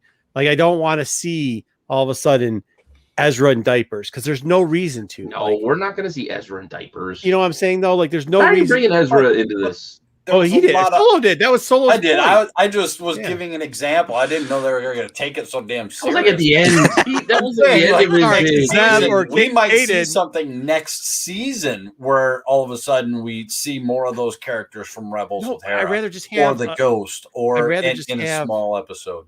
I'd rather just have them. Well, we're probably going to see the Ghost, but I'd rather just have them give us another season. You know what I mean? Could Like, see Zeb. Yeah. we could see Zeb where on what's it called? Like with his grandma, I don't know. hitting him over the head. Well, and it was nice to see Hera's dad carrying the rifle, just like Boba Fett's rifle, or I'm sorry, Mandalorian's rifle, the early Boba Fett. Well, we do have to see where her dad does get so where they get in a fight. It disillusioned, where he goes from being, hey, I was a freedom fighter, but we gotta try to work with these guys. We gotta try to keep things at the cool. end when as soon as they captured his daughter, you saw that shit. He's like, it's over. There ain't no love for the Empire anymore. No, there might be no love for Empire, but don't forget when he ran into Hera in Rebels, he had no love for Hera either. So we have to see what caused that rift as well. And there was mom dying, I'm assuming. Jousting. Speeder bike jousting. Also stupid. That's better than a Boba bump. That's a full point, man. That is better than a Boba. Yeah, you just speeder bike jousting.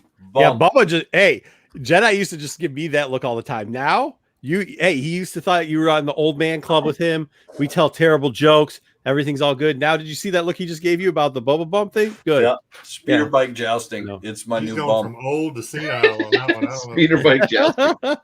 Hey, I got a semi-serious question for you guys that I've been noticing a trend in the Disney Plus shows that worries me a little bit. Mm-hmm. And it started with that when you guys said this is only going to be 2 seasons, 16 episodes. And, I like Clone Wars better than Rebels for the very thing Pete said. Clone Wars was able to flesh out a ton of stuff because they had 26 episodes. It went on forever, and I'm worried that, they're going to start compartmentalizing the Star Wars shows, right? Like you're only going to get a couple of seasons of each thing and you're going to lose some of that flavor. But, and I get why they're doing it. It's like, there's a lot of filler in Clone Wars, and it's like Pete, you said, it's like, 1 week we're going to visit Mace Windu, another week. And then you could go weeks and weeks and weeks without seeing some of the main characters. But I'm a little nervous, like they're going to do both with Book of Boba Fett and other things that they're not going to give these shows a chance to breathe. It's going to be boom, boom, boom, boom, boom. And, that's why I was like, when I saw this yesterday and they did this episode and it was not the Bad Batch, it was more backstory about that era with Hera's parents. But now I'm like, there could be a one and done. This is it. This is all we're going to get of Hera and her dad. We're never going to see him again. The show will be over, and we'll never find out what happened to Hera's mom. Or No. I mean, now how much stuff they're putting out. They are literally filling in. I don't believe that's true. I think the only problem that you have is like the Darth Revan problem, right? When does he show up? Well, 15 years from now, because they have to finish all this crap before they can get to him. I think they're going to still keep doing these you're going to have your general oversight shows, and you're going to keep doing them like The Mandalorian, like Bad Batch, and then you're going to have your Placekeepers, your Book of Fett's, your whatever the next, like the Acolyte show that they're going to have coming out. All these little ones where it's going to touch on little things because they need the line anyways. They need the streamlines, and then they're going to come back to do the movie. Depending on how movies are doing in theaters, they're going to come back and do the movies in theaters. So, like, I think you're going to get it all. I think we're just worried because of what happened in the past when Star Wars disappeared for a while. Mm-hmm. I think that, like, that's not going to happen. We're not going to get that anymore, and I think they've proven that. Because think about this, like Book of Fett, we don't even know when the next Mando is coming out at this point, do we? Because technically we thought it would be coming back to back with. I think it's technically they're from what I heard is they were hoping for the spring. So Book of Fett will be, December. There's a guy, the guy who's the stunt double for Boba and for some other people there is back to back now shooting both. They're finishing up the Book of Fett, which he just did, and shooting Mando too. I know, but it's like so crazy because I think they were originally planning on putting it back to back, but now they've got so much material that's working out pretty well that I think it's just going to be continuous. You know how the Marvel universe now is continuous, even though they're only doing 6 to 8 episodes. I think the same thing's going to happen with Star Wars. So you got. Well, I'm just figuring it also off of like Sasha Banks. Like she's been off, like WWE for a couple of months now. She's not good at wrestling. But I'm not saying how. Well, we won't get into that. But what we will say is she has been off of that wrestling, and she could potentially have been doing filming for Mando. If she was part of the NWO, then she'd still be on, but she's not, so we're gonna get rid of it. All right, yeah, but that's it. I think it's good. I really do like what they're doing, and plus they got to throw High Republic stuff in there too. Honestly, after this novel, I was kind of down because of what Scott had been doing on the main title of the book, and just thinking like, but after this last novel, I'm like, okay, give us something now visual, like for the people that can't read, or you know what I mean. Just I get it. People can't read. No, I don't mean like that. Like no. Sorry. A lot of literacy commentary on this one. No. Let me take that back because that wasn't nice. What I'm saying is like, what in my head I was thinking about people who like when they start reading books like that, they fall. Like they'll read like 10 pages. I will put myself in the category of the people who can't read because I just don't have the time to read a book because I will admit I'm a slow reader. If I'm actually sitting and reading a book, I have a very hard time focusing. Like I have a very hard time focusing on the words, and I'm like, what? Oh, I mean, I always knock it, but like I'm just joking around. Like it takes me less time to read than it would for me to do an audio. Well, that's why I do the audio. It takes me sit and listen. Yeah, it takes me a long time to read through a novel, really anymore. I mean, it does. Same. I only sped read through this one because somebody kept making me do it. This kind of makes me sad. Wait, we got 2 thumbs down. I didn't even know that. Every week. Let me know we got 2 thumbs down. Yeah, every week. Good, then they're watching. It's all right. I don't care about thumbs down, but tell me why you put a thumbs down. If you have a critique or a criticism, let me know what it is. I can't do anything about something if you just go, I didn't like it. Tell me why. We do have a chat. You're free to comment in the chat if you don't like something or think something's wrong. See, in a Lego show, it's really easy. I get thumbs down when I don't build some Legos on the show. They just like, you didn't build Legos. Hey, I really like that last one with the what you guys do in Jabba's palace with the torture droids. That was the droids? Yeah, real cool. Real cool. Make sure you're checking out Leaky Trooper stuff over there on Low Bricks. All right. I think that's probably going to be it because we were supposed to be an hour long. Like we said, we have 3 hours worth of content. Next week, long? 2 we're going to try to keep it to 2 hours. So like now next week, we're going to put in more stuff. We'll do Visions next week. I know you guys are all screaming for that. So we'll cover that. I think we all already have the slide. Do we already have the slides done for that, JJ, or we need to get on? Partially, yeah. I didn't polish them off or anything yet. But polish them off. We have used a lot of innuendos this week. Okay. Bounty hunters. What's that?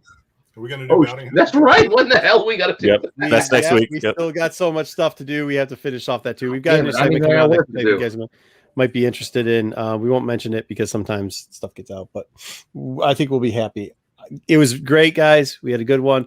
Oh, we have to further review the novel too, I guess. Maybe. I don't know. Maybe we'll do the mini novel. Thank you, Ruben. Thank you for everybody in the chat. We do appreciate it. Guys, we're out.